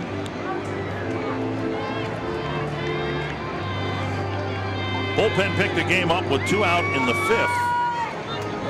Ryan Presley pitched an inning in the 3rd. Casey Fiend a scoreless 7th. Brian Dunsing, Jared Burton combined to pitch a scoreless 8th. Perkins hoping to follow suit in the 9th. Over, strike 1. Sad to say, that's the formula where a lot of the Twins wins have come by. That the starter maybe can't go, into the 6th inning. Or the bullpen has to pitch 3 or more shutout innings to win.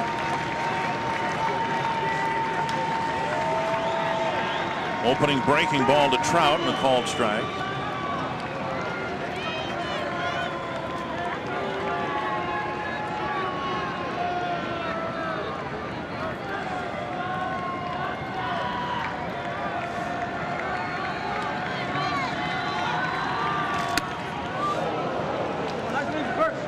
Over torqued fastball, 1-1.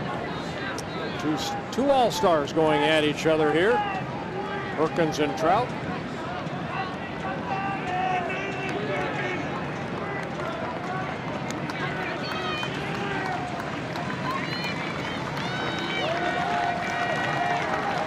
One to Trout. Breaking ball. It's a swing and a miss. So undaunted by the fact that he's given up a couple of hits with that slider, he's thrown a couple of them to Trout. Yeah, that's a big pitch for Perk. You know, the fastball 95, 96, but that hard breaking ball. Let's see what he does here. Trout's been called out on strikes twice. 2 of the 3 pitches have been that slider. Right down the middle. Osmeal Pinto shaking the hand of Laz Diaz and maybe offering an apology for the ball that smoked him in the leg. But the bullpen taking center stage here tonight. 4 1/3 innings of scoreless relief. And the Twins end that losing streak at home. Yeah, good defense by the Twins. Trevor Plouffe having a very good night. And the Twins, Tom Hanneman, finished the season series with the Angels, or excuse me, Anthony LaPanta, with the Twins winning 5 of the 6 games.